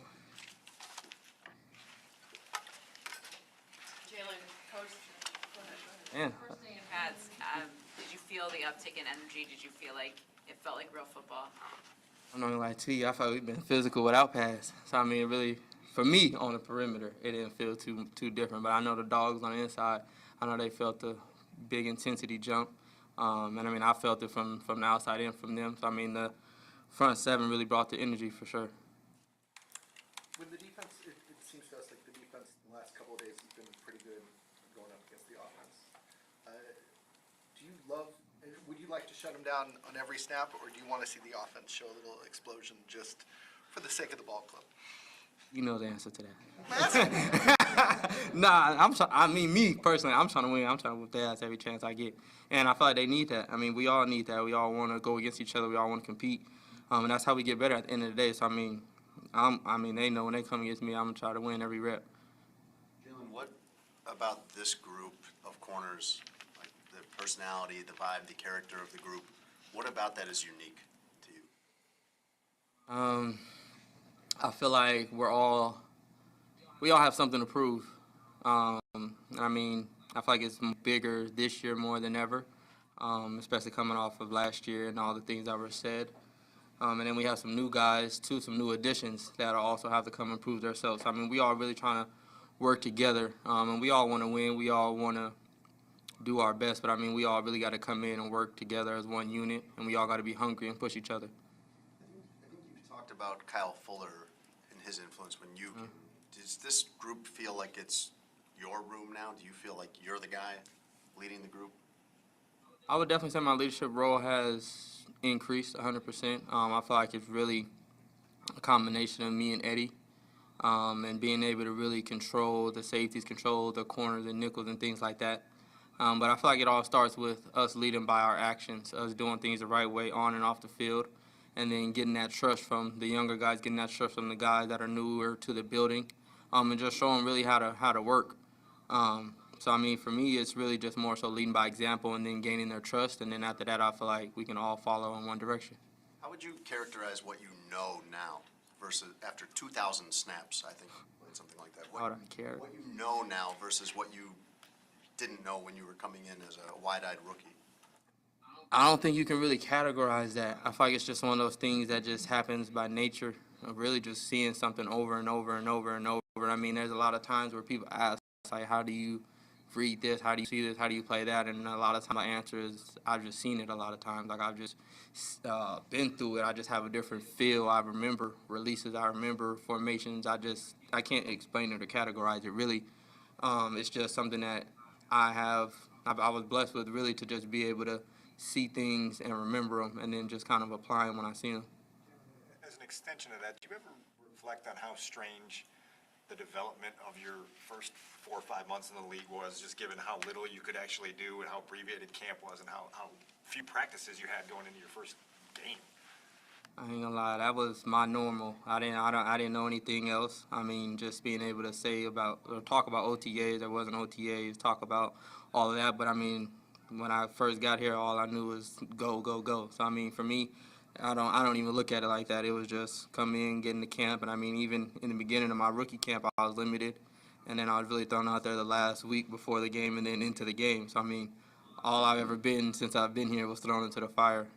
So I mean, I don't really look at it like that. How would you evaluate how Kyler and Roquan have done coming in as rookies and getting thrown into the mix? Honestly, I would say they're surprising me a lot more than what I would honestly expect. Actually, I would say I'm gonna start with Kyler first. Just his versatility, being able to learn that nickel spot, and that's not an easy position single-handedly to learn. But for him to come in initially learn a corner and then transition to more of that nickel back definitely shows his IQ of the game, shows his learning ability, his being coachable. And then Roquan, I didn't really know too much about him coming in, so I mean, I had a lot of question marks. But I mean, just seeing him play and just having conversations with him, working with him after practice, he's definitely hungry for success. He definitely is a competitor. He wants to win, and I love that to start with for sure.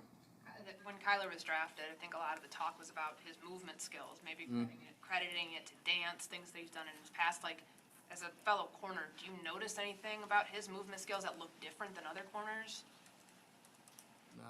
Not anything in particular. Same hip fluidity, same everything, that just looks like the way that you do it. Yeah, I couldn't apply. I mean, I don't know anything about dance, so I mean, I couldn't do that. Jalen, how do you have to know your role and you have to know your responsibilities, your technique, all that, but you also have to know all the receivers that you might face. Right. Almost like basketball, you have to know their moves, you have to know what they're Yeah.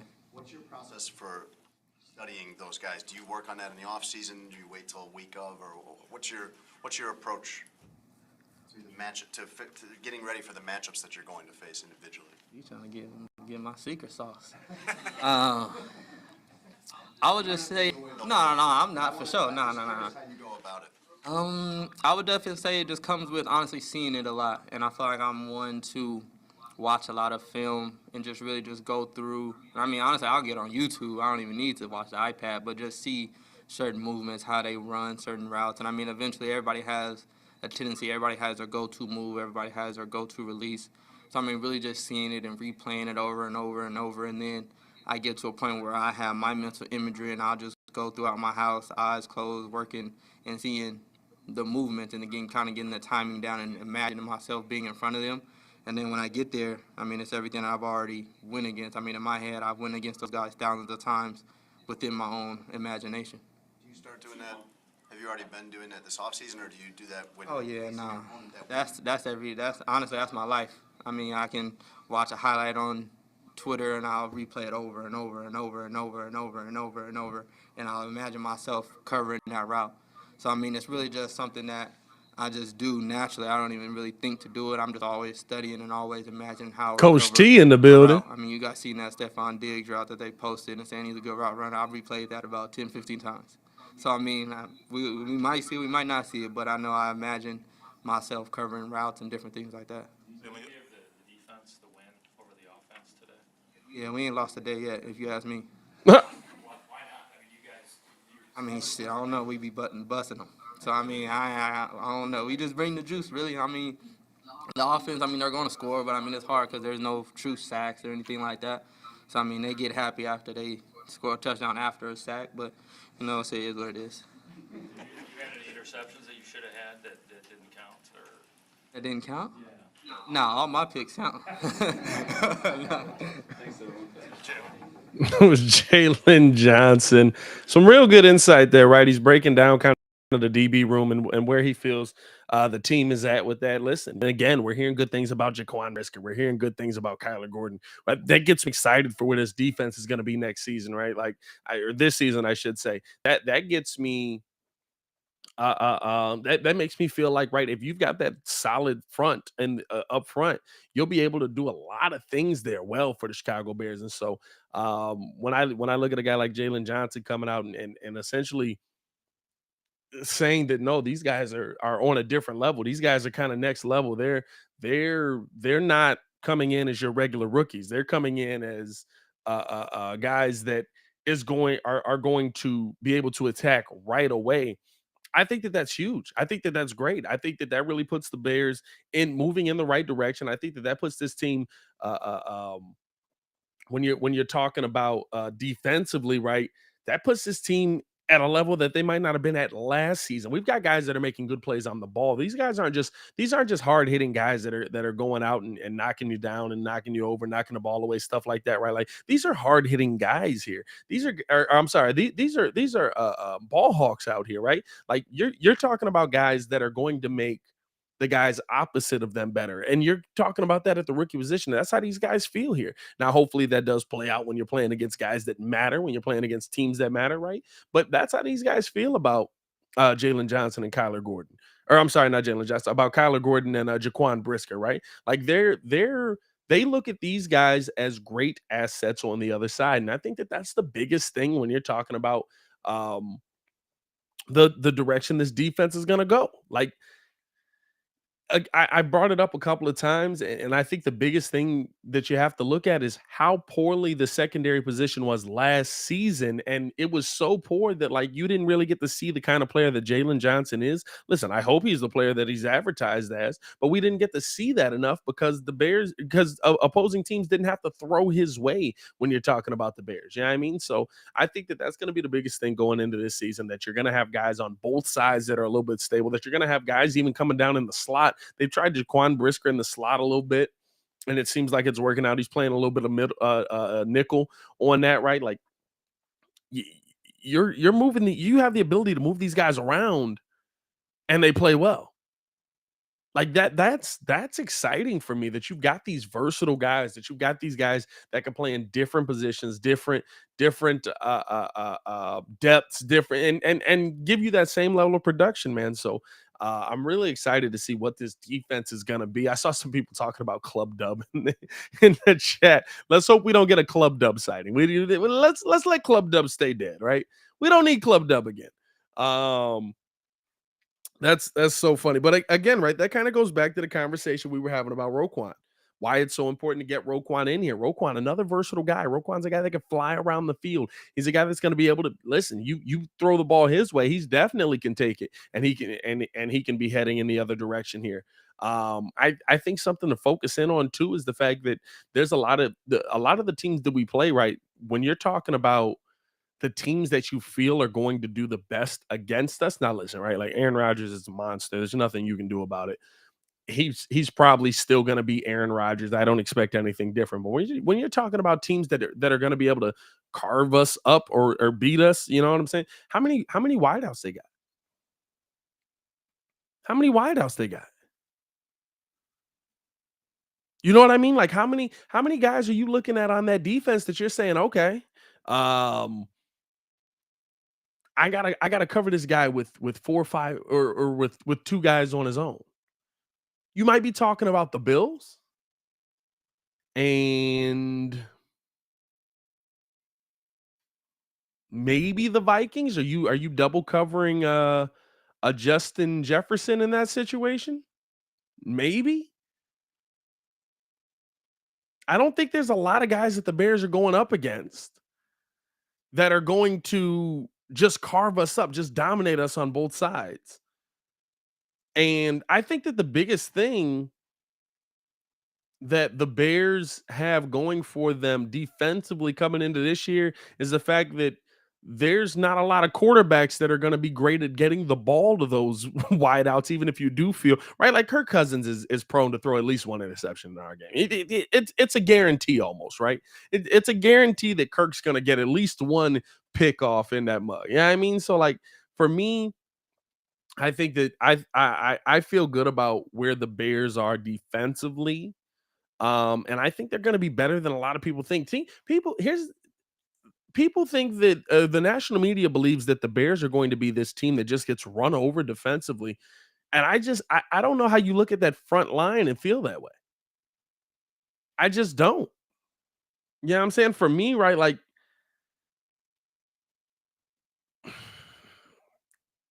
we're talking about Robert Quinn. We're talking about Travis Gibson. We're talking about Chris Tonga, guys over the like. There's big names that you have to replace, but the question is, are there? Right? I think the defense is the most advanced side of the ball here because when you talk about, oh, we got rid of Khalil Mack, we lost Akeem Hicks, but we didn't have those guys last season anyway.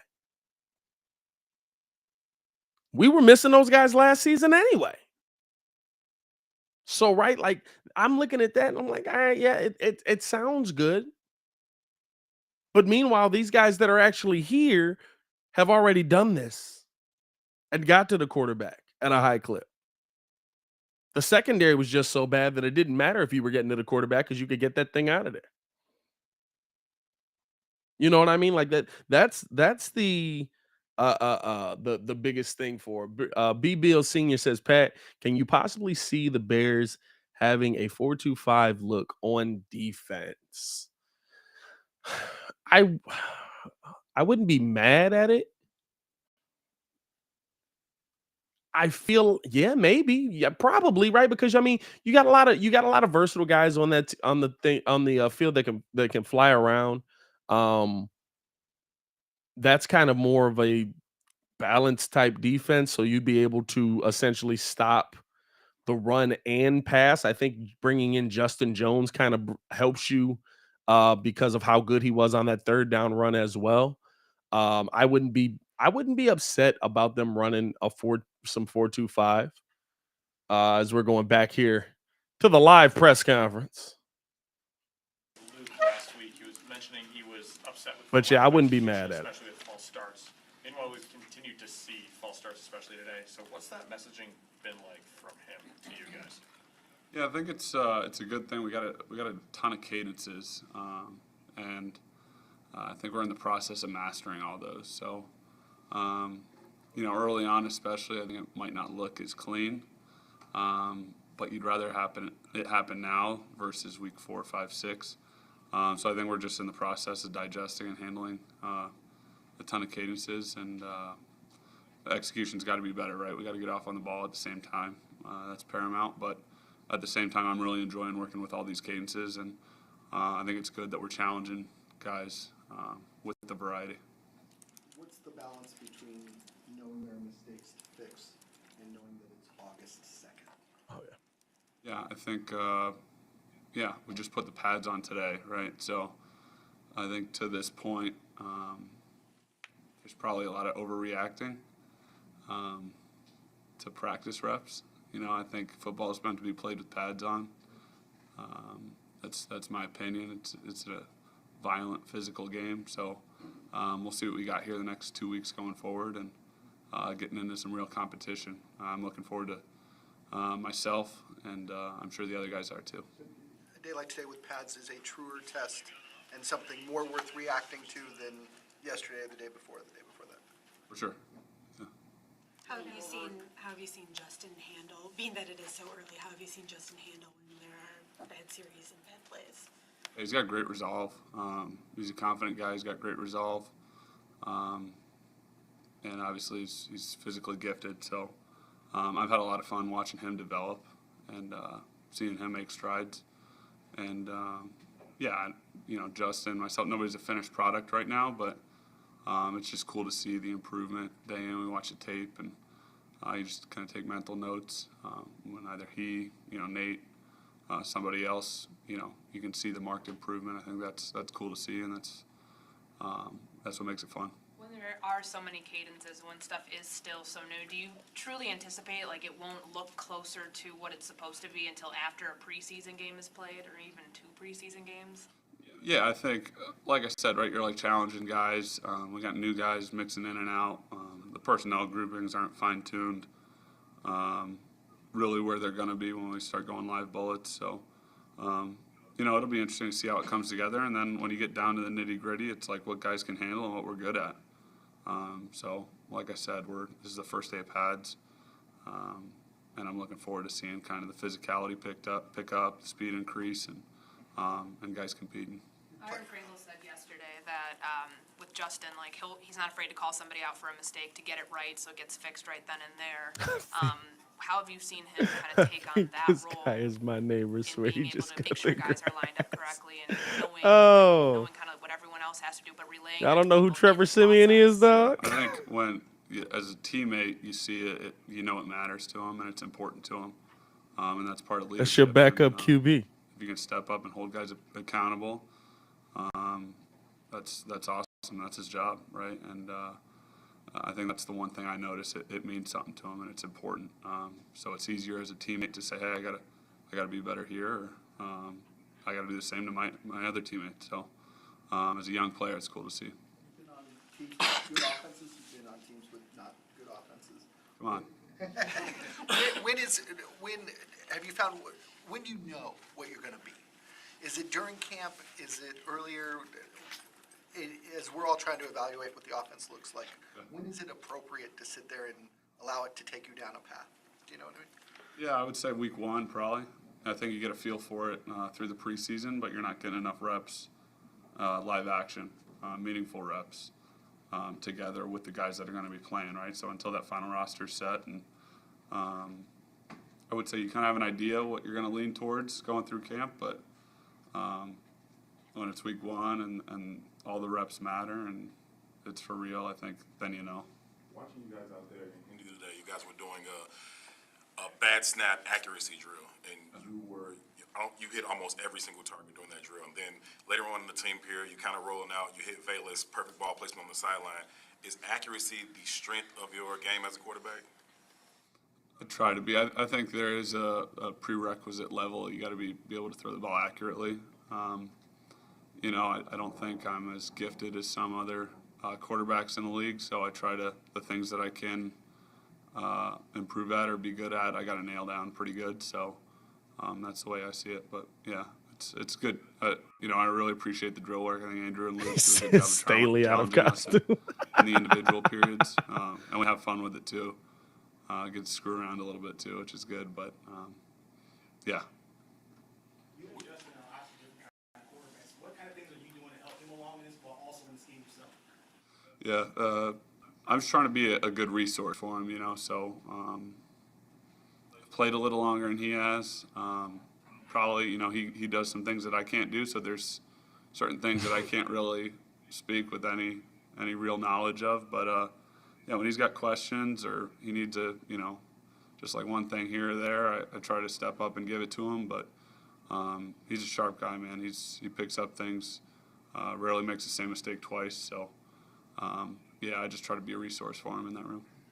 We saw you guys having fun in the red zone, beating the defense a few times. We saw the excitement and joy. Could you describe that energy and how positive it could be for the team?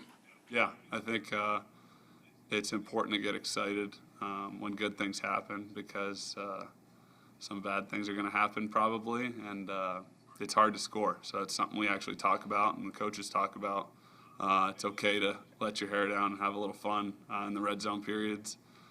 We score, and I think it's cool for everybody too. I think it's important for guys to let their personality show from time to time, and it's fun. At the end of the day, you boil it down. Hey, Steve said it might be Don Bird QB.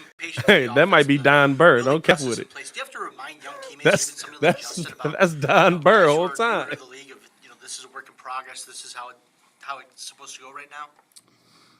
Yeah, I think there's a little of that. There's a balance too, right? There is an urgency to get it right, and you've got to keep that at the forefront of your mind. So you don't want to say like, "Hey, it's okay, like we'll get it next time" and all that. But yeah, it's just a balance, and I think the coaches do a good job too at challenging us and making sure we're held accountable when we need to be. And ultimately, it needs to be a player-led locker room. And, Only in a Chicago. Older guys got to set the bar. And, Only in a set the Chicago standard chat there. Yeah, do you I think just be frying your backup QB. There's no two ways about it, though.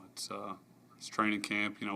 We've been here for a while, and I'm looking forward to see us keep growing together and get it going.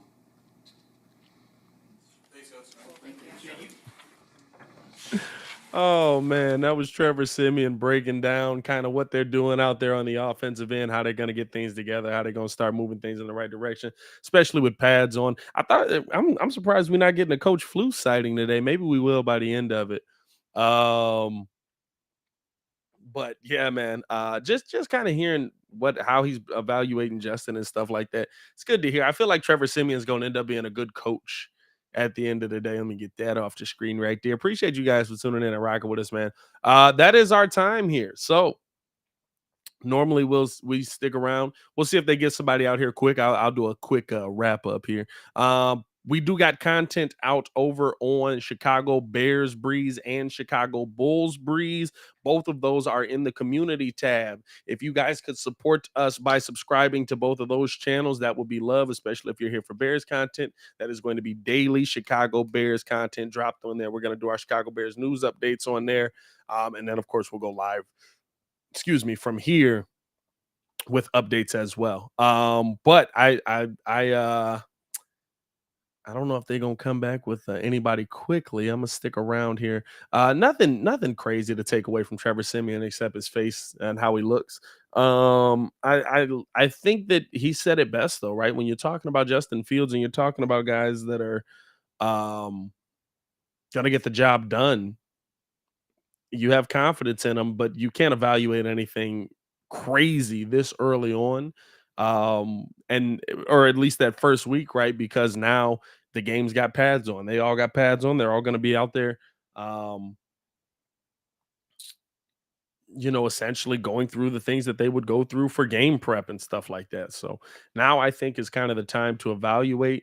We heard from Braxton Jones already on how they're playing and, what they're bringing, what they need to improve upon.